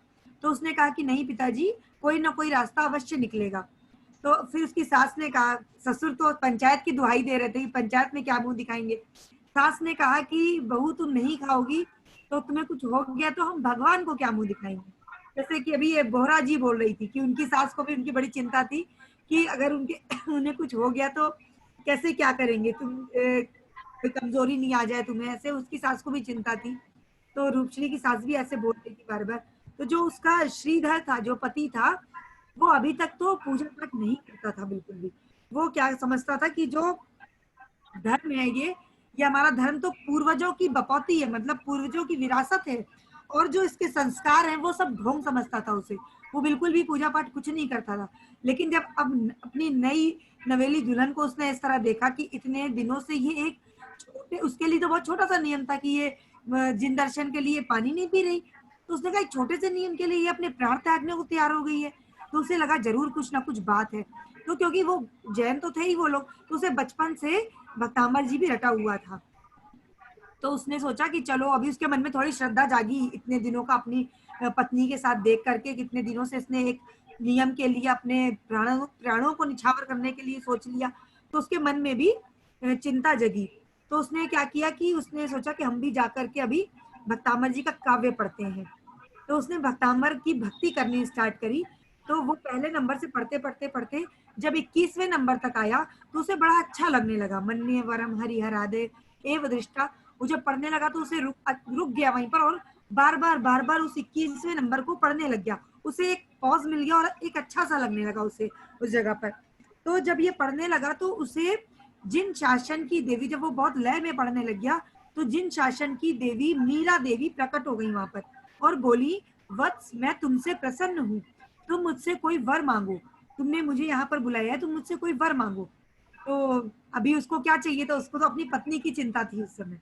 उसने कहा कि हे देवी जी, मुझे आपसे कुछ भी नहीं चाहिए, बस आप मुझे सपरिवार दर्शन करने के लिए, जिन दर्शन के लिए आप मुझे कुछ ऐसा बना दे कि हम जिन दर्शन कर सके। तो अब प्रकृति का प्रकोप था वहां पर, तो बाढ़ थी। तो जो मीरा देवी थी उन्होंने क्या किया कि एक विमान बुलवाया। जैसे कि अभी हम लोग कहीं जाना होता तो फ्लाइट से जाते हैं, तो अब उस समय क्या होता था, फ्लाइट नहीं होती थी उस समय, देवी देवता विमान बुलाते थे।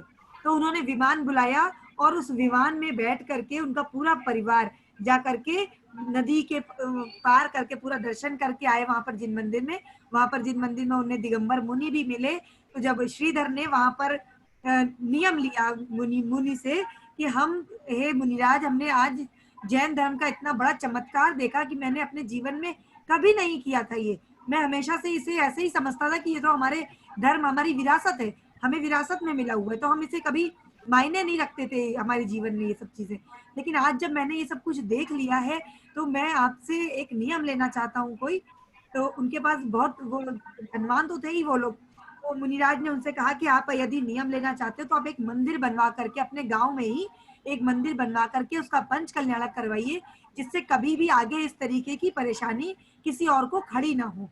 तो उन्होंने अपने वापस लौटे, वो लोग बहुत अच्छे से दर्शन पूजन करके वापस लौटे और उसने पूरे नियम धर्म का पालन किया। और फिर वो मुनिराज को बुला करके वहां मंदिर बनवाया पहले, और मुनिराज को बुलवा करके वहां पूरा भक्ति भाव से पंच कल्याणक हुआ। इस प्रकार ये कहानी यहाँ पर समाप्त होती है। लेकिन इस कहानी से ये प्रेरणा जरूर मिलती है कि हमें अपने प्रण को, हमने जो नियम लिया है, छोटा सा भी नियम लिया हो, हमें अपने नियम को नहीं छोड़ना चाहिए, नहीं तोड़ना चाहिए किसी भी स्थिति में। यदि हम ऐसा करते हैं तो जरूर उसकी रक्षा करने के लिए हमारे सामने कोई ना कोई रास्ता आता है। तो इस प्रकार ये कहानी यहाँ समाप्त होती है। दूसरी आती है कहानी काव्य नंबर 22 और 23 की। ये कहानी है महीचंद्र नाम के एक बालक की, जिसने चंडी देवी को अपनी विद्या बल से पराजित करके एक निर्ग्रंथ मुनिराज का उपसर्ग दूर किया था। अब कैसे किया था वो समझते हैं। जो महीचंद्र था वो एक मंत्री का पुत्र था। तो वहां की उसकी शिक्षा दीक्षा का भार वहां के जो राजा थे, उज्जैनी नगरी के राजा, उन्होंने, उज्जैनी नगरी के राजा का नाम था श्रीचंद्र, उन्होंने अपने कंधों पर लिया था कि हम इस बच्चे की भी, इस बालक की भी शिक्षा दीक्षा हम करवाएंगे, क्योंकि वो उनके बहुत प्रिय मंत्री का बालक भी था और उनके जो उनका राजकुमार था, उनका जो पुत्र था उसका दोस्त भी था। तो उन्होंने कहा जहां पर मेरा पुत्र पढ़ेगा वहीं पर ये भी बालक पढ़ेगा। तो उन्होंने अपने ऊपर उसका भार ले लिया था कि हम इसकी शिक्षा दीक्षा करवाएंगे। तो उन्होंने अपने ही बालक के साथ, राजकुमार के साथ, उसे भी पढ़ने के लिए बाहर भेज दिया, जो पहले गुरुकुल होते थे गुरुकुल में भेज दिया उसे पढ़ने के लिए। तो गुरुकुल में जब पढ़ा तो वो बहुत तरीके की विद्याओं में पारंगत हो गया। जो महीचंद्र था, दोनों ही पारंगत हुए, लेकिन महीचंद्र तो जो था वो सभी प्रकार की लौकिक एवं आध्यात्मिक विद्याओं में पारंगत हो गया। और गुरु के प्रसाद से, मतलब जो गुरु थे जिन्होंने सिखाया था, गुरु के प्रसाद से महाप्रभावक भक्तांबर स्तोत्र को तो उसने एकदम कंठस्थ कर लिया था, और वो कई बार चमत्कार इसके देख भी चुका था और दिखा भी चुका था। तो एक बार क्या होता है कि जैन मुनि, वो मतलब ये लोग वापस आ जाते हैं वहां से, शिक्षा दीक्षा अपनी कंप्लीट करके वापस आते हैं अपनी उज्जैनी नगरी में। तो वहां पर अपना फिर वापस वैसी रूटीन चलने लगता है उनका। लेकिन इसकी जो महीचंद्र की वहां पर बहुत चर्चा होने लगती है कि महीचंद्र भक्तांबर से ऐसा करता है, महीचंद्र भक्तांबर से अगर पढ़ता है तो ये हो जाता है। तो बहुत ज्यादा उसके चर्चे होने लग जाते हैं जगह जगह।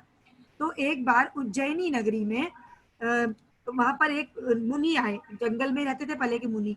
तो वो मुनि आए वहां पर, तो दिगंबर मुनि थे। तो वो तो मुनिराज क्या करते हैं, कहीं एकांत देखते हैं, जहां पर एकांत हो वहां पर तपस्या करने बैठ जाते।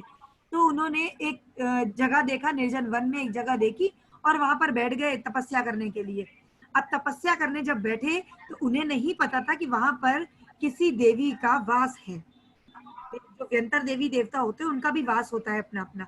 तो उन्हें नहीं पता था, या कह सकते हैं कि वो तो त्रिकालदर्शी होते हैं, लेकिन ये भी कह सकते हैं उन्हें पता होगा, लेकिन शायद उन्होंने जानबूझ करके वो वहां बैठे हो कि जैन धर्म की प्रभावना हो यहाँ पर, या इनका वास यहाँ से खत्म हो। क्योंकि ये हम नहीं कह सकते कि दिगंबर मुनि को ये बात का आभास भी ना हो कि वहां पर किसी ऐसे व्यंतर देवी देवता का वास है। जब अभी के मुनियों को आभास हो जाता है तो उस समय के मुनियों को अवश्य ही होगा, वो उनका कुछ प्रयोजन होगा वहां बैठने का।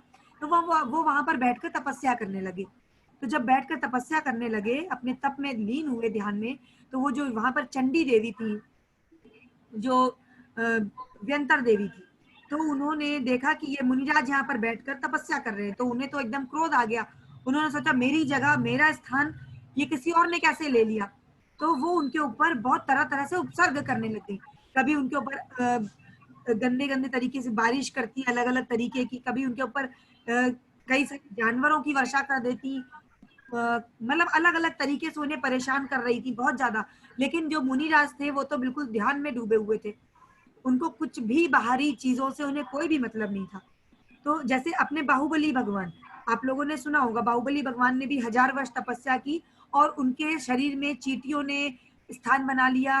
उनके शरीर में पूरे तपस्या करते करते कई सारे बेल लताएं लिपट गई, पेड़ बन गए, लेकिन वे अपने स्थान से नहीं डिगे जरा भी, क्योंकि उन्हें अपनी आत्मा के ध्यान में डूबे हुए थे।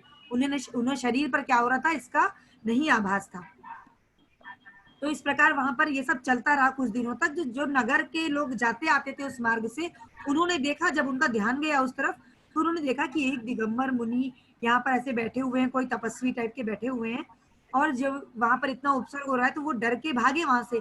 और उन्होंने जाकर के राजा से बोला ये बात कि आपके नगर में बाहर जंगल में ऐसे मुनिराज आए हैं और उनकी रक्षा करिए, उनकी रक्षा करिए, इस प्रकार से वहां पर उपसर्ग हो रहा है, तो कृपया आप ऐसे करके उनकी किसी भी प्रकार से उनकी रक्षा करवाइए।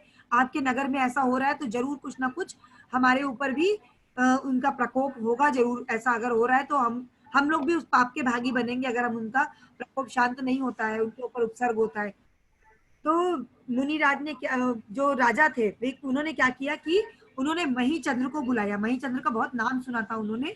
तो उन्होंने महीचंद्र को बुलाया और उससे कहा कि तुम जाओ और ये मुनिराज का जो भी उपसर्ग है, जो भी वहां पर है, तुम जाकर के देखो, क्योंकि मुझे तुम्हारे ऊपर पूरा भरोसा है कि तुम ये काम कर सकते हो। तो महीचंद्र ने सहर्ष स्वीकार किया, इसे अपना सौभाग्य समझा कि मुझे किसी मुनिराज का उपसर्ग दूर करने के लिए भेजा जा रहा है। वो चले वहां से और नमोकार मंत्र पढ़ते हुए वो वहां से गए कि हे भगवान, मैं जो भी करने जा रहा हूँ उसमें आपकी शक्ति और आपकी भक्ति ही काम आएगी और कुछ नहीं काम आएगा। वो अपने ऊपर घमंड करके नहीं गए कि राजा ने मुझे बुलाया है, अब मैं जा रहा हूँ, मैं ही उपसर्ग दूर कर सकता हूँ। वे नमोकार मंत्र पढ़ते हुए गए कि भगवान, आपकी शक्ति, आपकी भक्ति ही इस उपसर्ग को दूर कर सकती है। तो जब वो वहां पर गए, उन्होंने देखा तो बिल्कुल भी नहीं डरे। उन्होंने एकदम शांत भाव से देखा और जाकर के उनके बगल में बैठ गए मुनिराज के। अभी क्या होगा अपन कभी देखेंगे ऐसे इतने सारे लोग यहाँ पर बैठे हैं, अब लोग कभी देख लेंगे कि किसी के सामने इस तरह हो रहा है तो ये काल ऐसा हम डर जाएंगे कि अरे ये हो रहा है, हम भैया हम नहीं करेंगे ये काम, हम खुद दूर हो जाएंगे उस चीज से। लेकिन उनकी भक्ति ऐसी थी, उनकी शक्ति ऐसी थी, भगवान की शक्ति ऐसी थी, वो जाकर के उनके बगल में बैठे और उन्होंने भक्तामर के काव्य पढ़ने शुरू कर दिए। 22वें और 23वें नंबर का काव्य उन्होंने पढ़ना शुरू किया। 22वें और 23वें नंबर का काव्य, कल किसी ने पूछा भी था कि ऊपरी बाधा के लिए क्या काम आते हैं, तो ये 22वें और 23वें नंबर का काव्य काम आता है। तो उसने वहीं पर बैठ करके पढ़ना शुरू किया 22वें और 23वें नंबर का काव्य। पढ़ते पढ़ते जब वो बहुत देर तक पढ़ते रहे तो उनके सामने जिन शासन की अधिष्ठात्री देवी मान स्तंभनी देवी प्रकट हुई। मान स्तंभनी मतलब मान को गला देने वाली, अहंकार को गला देने वाली वो देवी वहां पर प्रकट हुई और उन्होंने पूछा कि पुत्र तुम क्या चाहते हो, तुमने मुझे क्यों बुलाया? तो उसने कहा कि देवी मैं आपसे अपने लिए कुछ भी नहीं चाहता, मैं बस ये जगह पर जो भी उपसर्ग हो रहा है, जो अशांति फैली हुई है, उसे मैं शांत रूप में होते हुए देखना चाहता हूँ। बस आप इतना ही कर दें कि ये मुनिराज पर जो उपसर्ग हो रहा है, ये स्वयं तो अपने लिए कुछ भी नहीं करते हैं मुनिराज, तो मुझे इसका सौभाग्य मिला है और आप यहाँ पर आई हैं मेरे पढ़ने से, तो मैं आपसे हाथ जोड़कर विनती करता हूँ कि जो अशांति फैली हुई है इसे आप शांत कर दें। तो उन्होंने कहा कि ठीक है। उसने मतलब ये जो श्री चंद्र मही चंद्र थे, इन्होंने कहा इस गुफा में रहने वाली जो चंडिका देवी है तो उसके कारण मेरा मन क्षुब्ध हो चुका है, इसको आप शांत करें। तो उन्होंने कहा ठीक है। देखते ही देखते मान स्तंभनी देवी ने अपनी दोनों आंखें बंद कर ली और होठों पर मुस्कान लाते हुए जैसे ही अपना हाथ ऊपर उठाया तो जो उनके हाथ से तरह तरह के हथियार गिरने लग गए। जैसे अभी जो चंडिका देवी थी वो तरह तरह के क्या कर रही थी, तरह तरह की वर्षा कर रही थी, जानवरों की, कभी खून की, कभी मांस की, कभी अलग अलग तरीके की वर्षा मुनिराज पर कर रही थी। तो जब मान स्तंभिनी देवी ने हाथ ऊपर किया वैसे उनके हाथों से तरह तरह के हथियार गिरने लग गए और वो जाकर के कहाँ वार करने लगे, वो देवी के पास जाकर के वार करने लगे, कभी उसके हाथ पे कभी पैर पे, मार नहीं रहे थे उसे, वार कर रहे थे उसके ऊपर। तो वो डर गई, जो चंडिका देवी थी वो भी डर गई, वो उनके सामने दिन शासन की देवी के सामने नतमस्तक हो गई, बोली देवी मुझे क्षमा करें, मैं नहीं जानती थी कि ये दिगंबर मुनिराज हैं और मुझसे बहुत बड़ी गलती हो गई, मुझे नहीं पता था कि आप इनकी रक्षा के लिए तुरंत प्रकट हो जाओगी, तो इसलिए आप मुझे क्षमा करें, मेरी प्राणों की रक्षा करें। उन्होंने कहा तू पर पीड़ा में कौतुक मना रही है, तू मतलब दूसरे की पीड़ा में तू अपना मनोरंजन करती है, तू नहीं जानती कि किस शांत शक्ति से तू टकरा रही है, क्या तुम्हें सम्यक दर्शन का प्रभाव का ज्ञात नहीं है? तो उसने जब अपनी गलती मान ली थी, उसने कहा नहीं मैं समझ रही हूँ, मुझसे गलती हो गई, हे प्रशांत मुद्रे, हे शांत मुद्रे, मुझे क्षमा करे।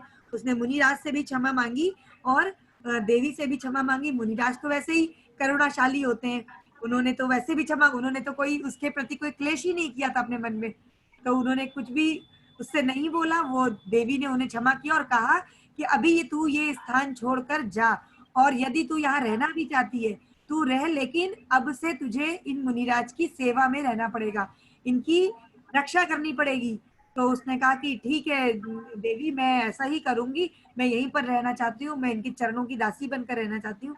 तो ऐसे होता है कि जो मुनिराज होते हैं, जो तपस्या करते हैं, त्याग करते हैं, तो बड़ी बड़ी शक्तियां, जो बड़ी बड़ी ऊपरी शक्तियां, जो बुरी शक्तियां भी होती हैं, वो उनके शांत प्रभाव के कारण उनके चरणों में आकर उनकी सेवा करने लग जाती हैं। इसलिए कहा गया है कि 22वें और 23वें नंबर का काव्य यदि आप करते हैं तो ऊपरी बाधा शांत होती है। मतलब ऊपरी बाधा का मतलब कि कोई बुरी शक्ति, नकारात्मक शक्तियां यदि आती हैं तो वो अपने आप इन काव्यों के प्रभाव से अपने आप चली जाती हैं, रिमूव हो जाती हैं। इस प्रकार ये स्टोरी यहाँ पर खत्म होती है। जय जिनेंद्र। नेहा जी रिद्धि मंत्र बता दीजिए। नेहा मुडासिया जी। हाँ, अपने आज 21 और 22 नंबर के श्लोक की मंत्र रिद्धि में बताऊंगी। स्टोरी और श्लोक का मीनिंग अपने अनिश भैया और चारू जी से सीखा और टेस्टिमोनीज मंजू दी से। मंजू दी के पास इतने टेस्टिमोनीज है ना, यदि ये 2 घंटे का सेशन एवरीडे रख दिया जाए ना, 2 श्लोक नहीं भी ले और सिर्फ टेस्टिमनी तो भी 2-2 घंटे निकल जाए। रिद्धि है ओम ह्रीम अर्हम नमो पन्न समणाणम ज्रोम ज्रोम नमः स्वाहा। ये रिद्धि है पन्न समणाणम, मतलब प्रत्येक बुद्धि रिद्धि के धारी। प्रत्येक मीन्स जो अपने शास्त्र में जो भी शब्द या अर्थ है वो सब का मीनिंग उनको पता है, और वो शास्त्र वो पढ़े या नहीं पढ़े, पर फिर भी यदि आप उन रिद्धिधारी मुनिराज को मीनिंग पूछते हैं तो उनको उनका मीनिंग पता होता है। और जो अपने मंत्र में सूत्र वगैरह आते हैं या श्लोक वगैरह आते हैं उनको वो सब नॉलेज रहता है। ऐसे रिद्धिधारी मुनिराज को हम इसमें नमोस्तु करते हैं। तो इसके लिए क्या कहते हैं, पूरब भाव के संस्कारों से जो कि त्यो ज्ञान प्रकट होता, गुरुमुख से विनय सहित पढ़कर वैनयिक ज्ञान विकसित होता, या तपबल से प्रज्ञा प्रकटे, इन मुनि का वंदन कर जाना। गणधर की प्रज्ञा स्वाभाविक, ये प्रज्ञा श्रमण महामुनि है। उत्पत्तिक विनयज कर्मज अरु, परिणामिक प्रज्ञा चौविध है। आयु अवसान ज्ञानधारी, प्रज्ञा श्रमणों के गुण गाना। मतलब ये जो पंड समणाणम प्रत्येक बुद्धि रिद्धि के धारी होते हैं, वो उनके अगले भाव में भी उन्होंने दीक्षा लेके तपश्चर्या की हुई होती है। तो जैसे अपने पूर्व भाव के संस्कार अपने साथ में आते हैं, वैसे नॉलेज भी इन मुनि महाराज के साथ में आता है, और वो द्वादशांग को पढ़े बिना भी अपने शास्त्र में उसका क्या अर्थ होता है उनको पता रहता है। फिर आते हैं ये श्लोक की मंत्र पे। ओम नमः मणिभद्र जय विजय अपराजिते, सर्व सौभाग्यम सर्व सौख्यम कुरु कुरु स्वाहा। ओम नमो भगवते शत्रु भय निवारणाय नमः। तो शत्रु का भय निवारण करता है, और फैमिली बॉन्डिंग के लिए ये श्लोक मंत्र और रिद्धि बहुत अच्छे हैं। एक्चुअली पूरा भक्तांबर पाठ तो करना ही करना है। सिर्फ मतलब जिसको सुख शांति और समृद्धि, मतलब हेल्थ वेल्थ और प्रॉस्पेरिटी, ये तीनों ही चीज चाहिए, उनको हर रोज 48 श्लोकास ऑफ भक्तांबर स्तोत्र करना ही करना है, उसमें कोई शॉर्टकट नहीं है। फिर आते हैं उस 22 नंबर के श्लोक की रिद्धि पे। ओम ह्रीम अर्हम नमो आकाशगामिनम ज्रोम ज्रोम नमः स्वाहा। आकाशगामिनम मतलब जो आकाश में गमन कर सकते हैं। कल आपने समझाया था कि 9 चारण रिद्धियां, तो ऐसे चारण रिद्धि में एक आती है आकाशगामिनी, जो आकाश में गमन कर सकते हैं। तो मानुज उत्तर पर्वत पर्यंते, इच्छानुसार नभ में विहरे, आकाश गमनचारी वे मुनि, तपबल से रिद्धि प्राप्त करे। इन महासंयमी मुनियों को वंदन कर पाप नशा जाना, प्राणी वध का परिहार करे, रत्नत्रय साधन में रत है। इनके प्रसाद से अंतरिक्ष में गमन शक्ति मिल जाती है। इन गणधर की भक्ति करके जिन गुण संपत्ति पा जाना। ये जो हम 48 श्लोका के साथ 48 रिद्धि कनेक्टेड है, वो गणधर वाला स्तोत्र से कनेक्ट है। इसलिए इसमें कहा जाता है कि इन गणधर की भक्ति करके जिन गुण संपत्ति पा जाना। आफ्टर ऑल ये सारा ज्ञान का अंतिम फल क्या होता है कि केवल ज्ञान। तपश्चर्या का अंतिम फल क्या होता है कि अपने को केवल ज्ञान प्राप्त करके इस संसार परिभ्रमण से छुटकारा पाना होता है। फिर इसका मंत्र है ओम नमो श्री वीरे ही जृंभाय जृंभाय मोहाय मोहाय स्तंभाय स्तंभाय अवधारणम कुरु कुरु स्वाहा। तो ऐसे ये आज के 21 और 22 नंबर के श्लोक की मंत्र और रिद्धि अपनी कंप्लीट हुई। थैंक यू नेहा जी, बहुत सुंदर तरीके से और सभी लोगों से उत्तम क्षमा मन वचन काय से, अगर जाने अनजाने में कुछ हमारे मुखाग्र से हो गया। बस मुझे ऐसा लगता है कि हर हीलर जो काम कर रहा है वो कितना समय कितना लगा के, तो मुझे लगता है कि हर जन को हमने प्रोत्साहन करना चाहिए। सबकी अपनी अपनी इच्छा है कि भक्तांबर फैलाएं, हम इस तरीके से फैलाएं, हम भक्तांबर के लिए इस तरीके से काम करें। तो हमें उनकी सबकी अच्छाइयाँ देख के उनके लिए प्रोत्साहन करें। इसी के साथ ये शिल्पा जी हाँ हैं, जी। शिल्पा जी कुछ बोलना चाह रही थी। उस वक्त मैंने शिल्पा जी जैन आगरा वाले। हाँ जी बोलिए, अनम्यूट कर दीजिए। और भी कोई हैंड रेज करे हो तो उनको भी शांति अनम्यूट जी हैं कैलगरी से। हाँ, कैलगरी से विश्रांति जी को करना है, वो आए हैं। विश्रांति जी क्या? हाँ जी, किसको करना है पहले? शिल्पा जी को मैंने कर दिया विश्रांति जी को। हाँ, विश्रांति जी को, उनका फोन आ रहा था मेरे पास। हाँ, तो शिल्पा जी आप बोले। विश्रांति जी ने लगातार कनाडा में कैलगरी में इतने विधान कराए और इतने 5 बजे उठ के दोनों हस्बैंड वाइफ सचिन, ये रही विश्रांति जी को स्पॉटलाइट पे। बताइए विश्रांति जी, आप अपना एक्सपीरियंस शेयर करें। जी, जय जिनेंद्र एवरीवन। मंजू जी आप मतलब एक्सपीरियंस तो क्या बताना, आपसे कांटेक्ट हुआ वही बहुत बड़ी बात है हमारी, और इसी वजह से ये हुआ है। तो हमने जब से आपसे कांटेक्ट किया था तब से लेके अभी तक मतलब हम लोग हर रोज कर रहे हैं भक्तांबर। और हमारा एक एम था कि हम लोग एक नंबर लेके बैठे थे, इसलिए हमने 48 नंबर का श्लोक 21 डेज तक किया था, मैंने और मेरे हस्बैंड ने। और बस उसका फल देखिए कि अभी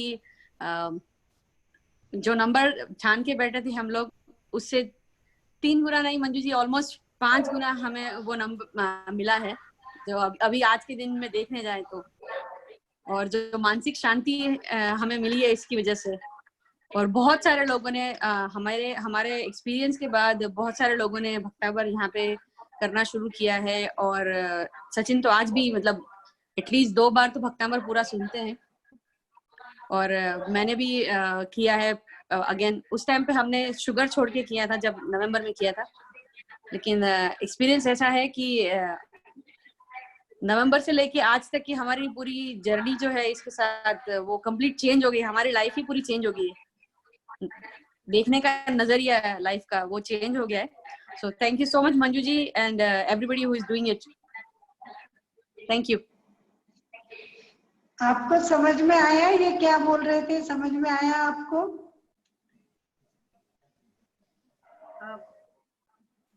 नीलिमा जी आपको समझ में आया उनकी बात? हाँ थोड़ा।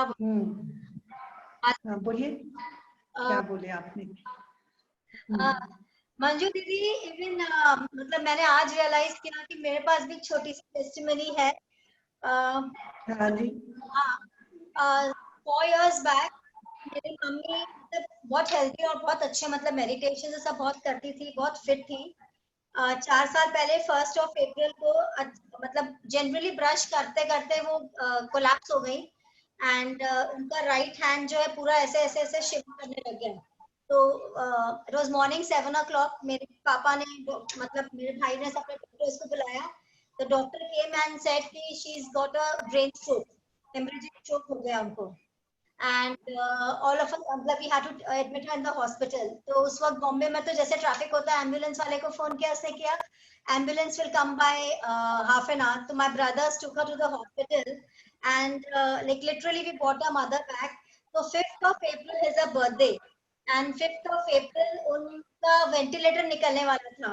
तो डॉक्टर ने हमको ये बोला कि कोई गारंटी नहीं है, we don't know I mean whether she is you know we can't say. तो उस वक्त मैंने मेरे जितने भी फ्रेंड्स है, जितने भी ग्रुप्स हैं, मैंने सबको उस दिन रिक्वेस्ट किया था, ये महिला मंडल की सब महिलाओं को मैंने रिक्वेस्ट किया था कि आप मेरी मॉम के लिए प्लीज 9/12-45 कड़ा आज के दिन तो पढ़ दो क्योंकि आज उनका बर्थडे भी है। एंड पता नहीं, तो everyone recited that shloka for her and my mom survived. She is a brain stroke survivor and उसके बाद भाभी ने 45 और करेक्ट से अनुष्ठान किया था। आई थिंक आपसे उन्होंने बात करी थी, एकता जैन ने। हाँ जी, हाँ हाँ हाँ, एकता जैन, उसने बात करी थी आपसे। तो मेरे भाई और मेरे भाभी दोनों ने 21 दिन सॉल्ट छोड़ा, और मतलब जो भी आपने उनको जिस तरीके से बताया और मैं किया, and my mom is very good today. तो thank you so much Manju ji, मैं आज बोल पा रही हूँ आपसे। Thank you. एकता जी तो फोन करे थे। हाँ, आज ये रियलाइज हुआ कि यार मैं भी तो बोलूं। हमारे बीच में कनक जैन है, कनक जैन कुछ बोलना चाह रहे हैं। कनक जैन को अनम्यूट किया है। कनक जैन, हाँ जी, हाँ जी कनक जी। कनक जी अनम्यूट कीजिए अपने आप को प्लीज। हाँ नाउ प्लीज। हाँ, सभी को जय जिनेंद्र। आज दीदी मैंने आपका मेडिटेशन के लिए जब ज्वाइन किया था तो बिल्कुल भी नहीं लग रहा था, कितनी बार ट्राई किया अगेन एंड अगेन, लेकिन पूरा पैक आ रहा था। एक भी जन का ऐसा नहीं हो रहा था कि कर रहे और मैं ज्वाइन कर पाऊँ। फिर मैंने जैसे तैसे भी गौरव भैया से रिक्वेस्ट किया कि मुझे कैसे भी करके लिंक दो, तो उन्होंने फिर मुझे फेसबुक का लिंक दिया और मैंने पूरा फेसबुक से मेडिटेशन किया। बहुत अच्छा था, बहुत अच्छा। मैं बता नहीं सकती हूँ, जब मैंने पहली बार किया तो मुझे इतना समझ में नहीं आ रहा था, लेकिन जब आज मैंने किया तो मैंने रियलाइज किया कि सच में बहुत ही अच्छा था। आज पूरा बॉडी में भी रिलैक्स हो रहा था और भी हो रहा था, फीलिंग आ रही थी एकदम। बहुत अच्छा था रियली में। बहुत अच्छा लगा, देखकर सुनकर भी बहुत अच्छा लगा सच में दीदी। ऐसे ही नया नया कराते रहिए, हम लोग को भी अच्छा लगता रहता है। बिल्कुल बिल्कुल, thank you Kanak ji. We are on time. We can take people to ask and speak with you today. Aparna, आप अपर्णा जी कुछ बोलना चाह रही हैं? अपर्णा या वो ये अपर्णा काले जी बोलना चाह रही थी आपको। किसी को अपना एक्सपीरियंस शेयर करना हो तो हैंड रेज कर दें तो अनम्यूट करेंगे। हाँ मंजू जी, मैं शिल्पा जैन आपसे कुछ बोलना चाह रही थी। हाँ, शिल्पा बोलना चाह रही थी। हाँ जय जिनेंद्र मंजू जी। एक्चुअली देखिए, आज अभी आपका जो अनीश जी की बातचीत हो रही थी, तो मैं बस मुझे ये लग रहा था कि आपने जो ये बात बोला ना कि किसी को अगर आप बोलते हैं कि आपका ये विश पूरा होगा तो वो लोग ज्यादा अट्रैक्ट होते हैं। क्योंकि देखिए, हम लोग जैन हैं, हम लोग जानते हैं तीर्थंकरों का जीवनी पढ़ा हुआ है हम लोगों ने, बट जो नन जैन्स हैं they don't know about our Tirthankars, है ना। तो जब तक उनको हम लोग किसी भी, सबका ये जो कलयुग चल रहा है वो जमाना सतयुग का था, जहां उन लोगों को सिद्धि प्राप्त करने की ज्यादा चाहना रहती थी। बट कलयुग में इतना ज्यादा क्योस है, इतना ज्यादा प्रॉब्लम्स है लोगों को कि सब लोग अपना प्रॉब्लम से निजात पाना चाहते हैं, कहीं ना कहीं रास्ता ढूंढते हैं। तो जब तक हम उनके प्रॉब्लम से उनको निजात नहीं दिला पाएंगे तब तक वो लोग उस तीर्थंकर को या अपने इष्ट को नहीं ध्या पाएंगे। तो ये तो बहुत जरूरी है लोगों को बताना कि किस मंत्र से किस प्रॉब्लम का निवारण होता है। तो इसमें मैं तो बिल्कुल एग्री करती हूँ आपके साथ। और दूसरी बात है, मैंने अभी कैलिफोर्निया में मेरी क्लाइंट्स हैं और जबकि मैं उनको, वो नॉन जैन है एंड बैंकॉक में है, तो उन लोग को मैं अभी भक्तांबर जब से आपका किया, क्योंकि मैं लॉकडाउन के पहले नागपुर आने का हो रहा था मेरा, बट तुरंत लॉकडाउन हो गया तो मैं आ नहीं पाई अर्चना जी के पास सीखने के लिए। तो फिर जब मैंने ये ज्वाइन किया तो मैं उन लोगों को देना शुरू किया है। अपनी मदर मेरी पटना में है, घर देरासर मंदिर भी है हमारा वहाँ पे। तो मेरी मम्मी को 15 इयर्स से नींद नहीं आ रहा था, तो रात में जब भी वो सोती थी ना तो उन्हें बहुत पुराने सपने आने शुरू हो जाते थे।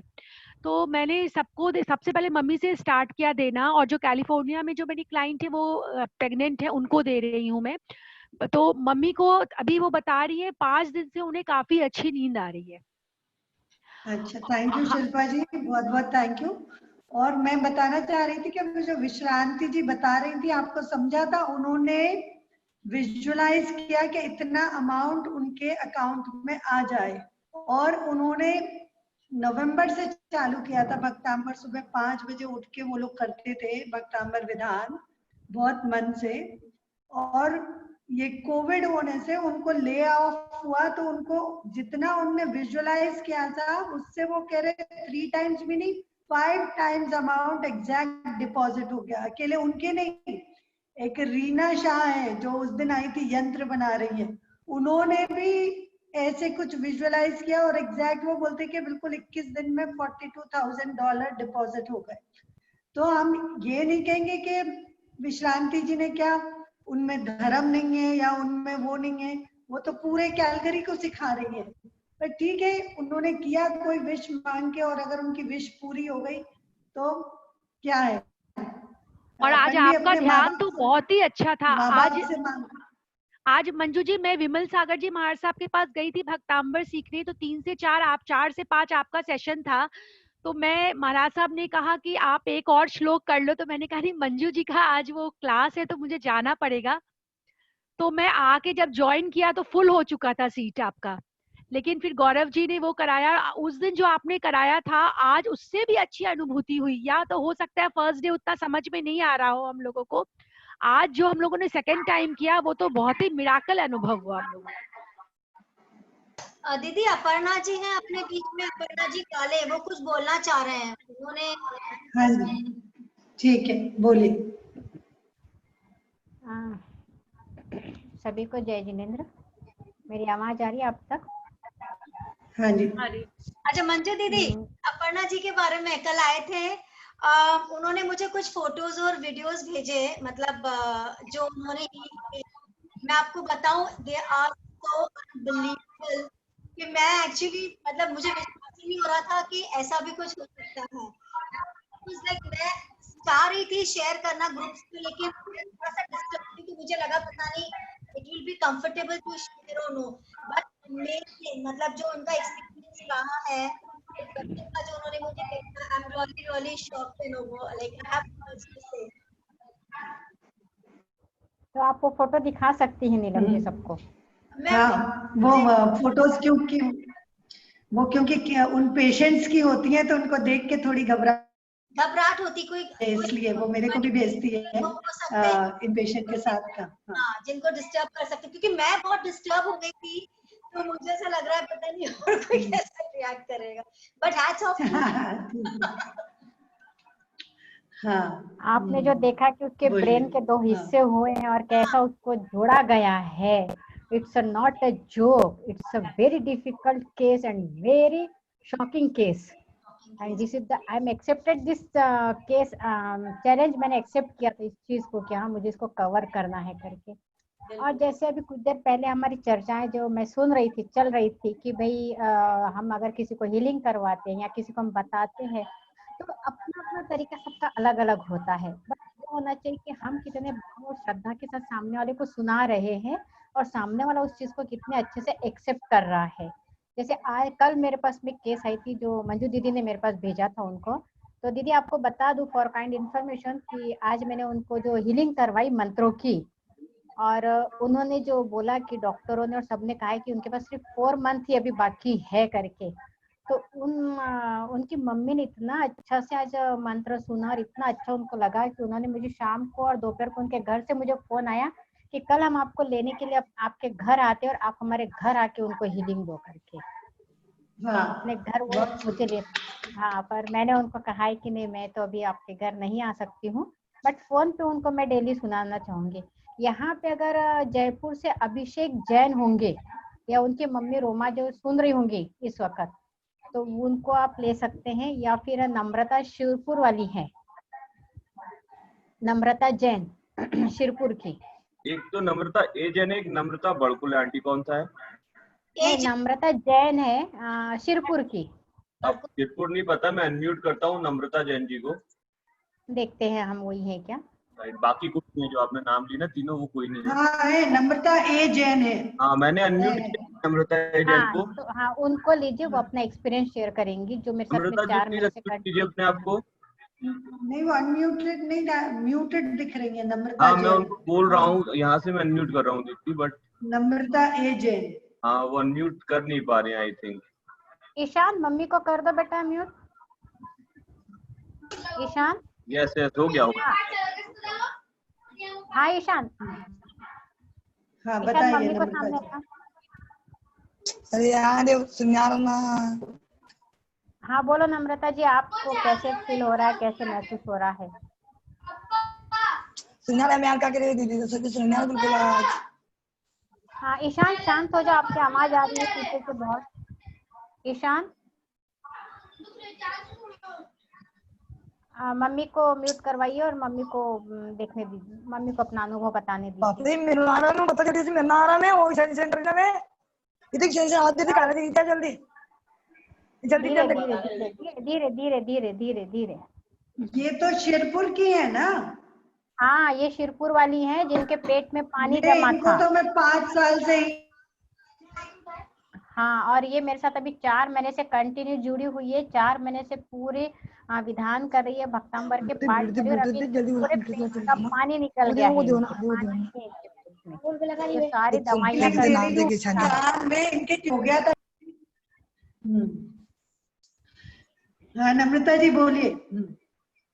अरे वहां देना वो नम्रता जी। हाँ दीदी जय जिनेंद्र। जय जिनेंद्र। हाँ बोलिए। हेलो दी। हाँ अरे अभी मैं जो कर रही भक्तांबर अभी सब अच्छा हो रहा है मेरा भक्तांबर से अभी। हाँ अभी वो 1 वाला और अपना जो 20 वाला वो कर रही है अभी मैं। अभी मुझे दीदी ने बताया करने को। हाँ पहले किया मैंने तो उससे ज्यादा अच्छा लग रहा है मुझे अभी।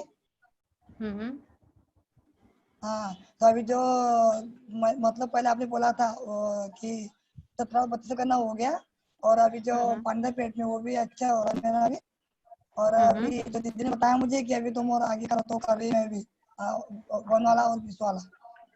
अच्छा तो कितने दिन से आप कर रही हो? कितने दिनों से कर रही हो आप? ये अभी 8 दिनों का मुझे दीदी करने को। इसके पहले कितने महीने से कर रही हो आप? ये दीदी मेरा भी 2-3 महीने हो गए कर रही हूँ मैं। हाँ वही आप बताइए। और ईशान आप अपना अनुभव बताइए कि कैसे आपके पेट में पानी था और कितने डॉक्टरों के पास आप जाके आई और कैसे फिर आपका और मेरा कांटेक्ट हुआ और कैसे आपके पेट का पानी अभी कम हो गया है। बताइए। हाँ बताइए। हाँ दीदी अभी सब अच्छा लग रहा है मुझे और जो किया मैंने भक्तांबर बहुत अच्छा लग रहा है उससे मुझे। उसमें क्योंकि मैंने सब अभी छोड़ा है अभी तो जो दीदी ने छोड़ने बोला था मुझे पोहे का नियम तो मैंने पोहे का नियम लेकर अभी कर रही मैं भक्तांबर करे। अच्छा और मैं आपको बताऊं ये नम्रता जी इतनी मुझे पर्टिकुलर है करने के लिए श्लोक और रिद्धि मंत्र के लिए कि उनका 21 दिन का संकल्प होने के बाद में वो मुझे दिन में 10 फोन करके मुझे बोलेंगे कि दीदी आप मुझे बताओ कि मैं कौन सी चीज छोड़ूं और मैं क्या करूं करके। उन्हें बोलना पड़ता है कि आप अपने मन से जो आपको छोड़ना है वो आप चीज छोड़ सकते हो, जो आपको करना है आप करो। और वो कहती कि नहीं आप जो मुझे बताओगी वही चीज मैं छोड़ूंगी और वही मैं चीज करूंगी करके। अच्छा आपकी वो भाभी का भी केस बता दो। खुशबू जैन को अनम्यूट कर रहे हैं। खुशबू जैन खुशबू जैन हैदराबाद से हमारे बीच में है। दीदी जय जिनेंद्र सभी को। हेलो। हाँ खुशबू बोलिए। हाँ जी दीदी जय जिनेंद्र सभी को। मैं खुशबू जैन इंदौर से हूँ। अच्छा हाँ। और दीदी मैं अपना एक्सपीरियंस शेयर करना चाह रही हूँ। एक्सपीरियंस इन द मेरी बिल्कुल स्टोरी जैसे लाइव स्टोरी है मेरी। और मैं आपसे मतलब मुझे भक्तामृत स्तोत्र पे शुरू से फेथ है। मैं सालों से ये पढ़ती आ रही हूँ, मुझे कंठस्थ याद है भक्तामृत स्तोत्र और मैं रोज नियम से पढ़ती हूँ। मतलब मुझे सालों हो गए, 10 साल हो गए मुझे नियम से ये पढ़ते पढ़ते। पर कभी जैसा आपने बताया इस टाइप से कभी नहीं किया कि नियम लेके या इसका ये मंत्र है इस टाइप से कभी नहीं किया। मैं अपना लाइव एक्सपीरियंस बता रही हूँ आपको कि मुझे अभी प्रेगनेंसी थी, मेरा बेबी 6 महीने का हुआ है और मुझे प्रॉब्लम हुआ कुछ 9 मंथ में हल्का सा। तो मैंने सर से पूछा फोन करके कि सर मुझे ऐसा हुआ है। तो सर ने मुझे कहा कि कोई बात नहीं, होता है बेटा 9th मंथ में, कोई दिक्कत नहीं है। मैंने कहा ठीक है। और उसी समय 2 दिन पहले हमारे यहाँ नया मंदिर जी बना है और मंदिर जी में वेदी विराजमान हो रही थी। उसमें 3 विधान हुए, शांति विधान हुआ, एक याग मंडल विधान हुआ, एक भक्तामर विधान हुआ। तो मैंने दोनों विधान अटेंड करे और भक्तामर विधान मेरा बाय लक बाय चांस छूट गया। और वो मुझे इतना फील हो रहा था 2-3 दिन तक, यार मेरा कैसे छूट गया। मम्मी ने मुझे कहा कि प्रेगनेंसी में विधान में लास्ट में हवन नहीं देखते तो तुम मंदिर में मत आना। मैंने कहा ठीक है नहीं आऊंगी मैं। अब वो विधान पहले हुआ और हवन बाद में हुआ और वहां लिखे अनुसार मैं चूक गई कि विधान मेरा छूट गया। अब मैं घर आई, मैंने मेरे हबी से बोला कि मेरा विधान छूट गया, मुझे बहुत बहुत अखर रहा है कि भक्तामर जैसा विधान और लास्ट मंथ टाइम चल रहा है 9th का और फिर डिलीवरी होने वाली है। तो फिर मैंने कहा ठीक है अब हो तो गया, क्या करूं। फिर 2 दिन बाद मेरे मन में पता नहीं क्यों आया कि नहीं, कोई भी हो चाहे ना हो, मैं अकेले जाके विधान कर लूंगी। फिर मैंने पास में आंटी से पूछा कि विधान कैसे करते हैं आंटी। उन्होंने मुझे पूरी स्टोरी बताई कि ऐसा ऐसा करना है, हर 8वें इस पे आपको श्रीफल चढ़ाना है बेटा और घी का दीपक लेके आप बैठ जाना।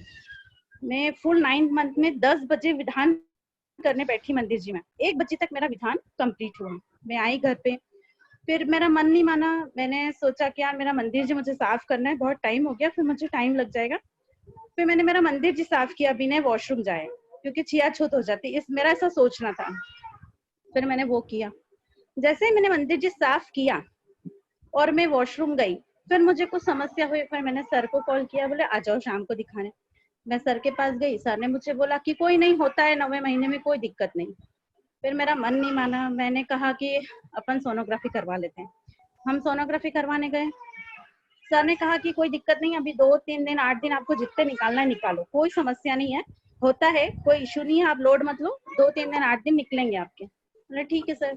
फिर हम सोनोग्राफी कराने गए, मैं वहां गई और सर ने मुझे देखा, ऑल इज ओके, बोले एक सोनोग्राफी मैं मेरी तरफ से करता हूँ। तो ठीक है, उन्होंने किया और उन्होंने मुझे बिना कुछ बताए डायरेक्ट हॉस्पिटल में और सर को कॉल किया, सर कल ही इस लड़की का अपन ऑपरेशन करेंगे। मैंने बोला ऐसा क्या हो गया कि आप ऐसा बोल रहे हो, मुझे घबराहट हो गई। तो मैंने कहा कि सर ऐसा कुछ तो मुझे बताइए। तो उन्होंने इंग्लिश में जो भी उनके मेडिकल साइंस में जो होता है, जो वर्ड्स बोले सर को, मुझे नहीं बताया, लेकिन उन्होंने बोला कि थोड़ा सा ऑक्सीजन का लेवल कम जा रहा है माइंड में, बच्चे के मात्रा कम होती जा रही है। मुझे थोड़ा सा डर लगने लगा कि यार एकदम क्या हो गया। फिर बोले कि बच्चे को जो ग्रोथ मिलना चाहिए वो 5 दिन से ग्रोथ नहीं जा रहा बच्चे की, बोले उसको खाना पाने जाना बंद हो गया है। फिर मैंने कहा खाना पीना अगर एक दिन अपने को नहीं मिल रहा है तो अपन ऐसी हालत हो रही है, 5 दिन से बच्चे को ग्रोथ नहीं जा रहा है खाने पीने का। मुझे और घबराहट होने लगी। तो बोले नहीं अभी आप घर जाओ बेटा, घबराओ नहीं, और अभी के अभी एडमिट हो, आपको कुछ नहीं करना है, हॉस्पिटल वाले से भी मैं बात करूंगा कि अभी मेरी बेटी आ रही है, आप उनको एडमिट कर लीजिए। एक्चुअली वो सर मेरे पहचान के हैं। तो मैंने बोला ठीक है, मैं जाके फटाफट घर आई, मैंने रेडी किया सामान और मैं हॉस्पिटल चली गई। सर ने बोला कि मेरी बेटी को तो मुहूर्त चाहिए था, वो मुहूर्त से बच्चा पैदा करेगी क्योंकि ऑपरेशन होना है उसका। तो मैंने कहा कि मेरे जो भी महाराष्ट्र थे, महाराष्ट्र से मैंने मुहूर्त लिया था, उन्होंने बोला था बेटा 19 तारीख को और 21 तारीख को, पाशना जयंती है 21 को और 19 को भी कोई से सुपाशना भगवान का तो मैंने कहा हेलो, हाँ आ रही आवाज आपकी आ रही। तो मैंने कहा कि ठीक है, मुझे मुहूर्त से 19 या 21 को ऑपरेशन करवाना है। तो बोले ठीक है।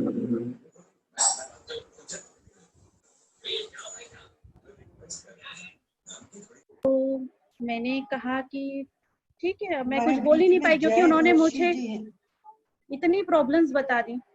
और जैसे ही मैं हॉस्पिटल गई, उन्होंने मुझे 12 बजे रात को एडमिट किया, सुबह मेरा ऑपरेशन था और इतने में बेबी ने पेट में पॉटी कर लिया। अब मैं और घबरा गई।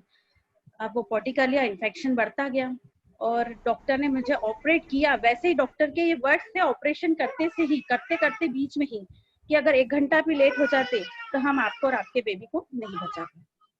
मैं कुछ बोली नहीं। मैंने सर ऐसा क्या हो गया? बोले कुछ नहीं, इन्फेक्शन फैल गया, ऐसा हो गया वैसा हो गया। मेरा बेबी 15 दिन NICU में एडमिट होकर घर आया है। और उस विधान की महिमा है कि जैसे विधान खत्म हुआ, 3 दिन से मुझे कोई प्रॉब्लम नहीं हुई थी। उस विधान के बस जैसे खत्म हुआ और मुझे प्रॉब्लम शो हुआ और मैं डॉक्टर के गई, डॉक्टर ने सोनोग्राफी का मना कर दिया, फिर भी मैंने मेरी जिद से करवाई। और मुझे डॉक्टर ने कहा, वो भी दिगंबर जैन है जिन्होंने मेरा ऑपरेशन किया है, उन्होंने मुझे कहा कि आज तेरे धर्म ने, सिर्फ तेरे धर्म ने तेरे को बचा लिया, अदरवाइज मैं नहीं कर पाता, क्योंकि अपन ने 1 दिन बाद का सोचा था ऑपरेशन का। मैंने तुझे मना कर दिया था कि ऑपरेशन की सोनोग्राफी की जरूरत नहीं है। अगर अपन 1 घंटा भी लेट होते तो शायद हम तुझे और तेरे बेबी को नहीं बचा। तो ये मेरा लाइव एक्सपीरियंस है कि भगवान मुझे, मेरा हस्बैंड बोल रहा है कि यार तेरे धर्म ने, सिर्फ तेरे विधान ने और तेरे धर्म ने आज तुम दोनों को बचाया है। तो मुझे भी ऐसा, फिर मुझे मेरी सिस्टर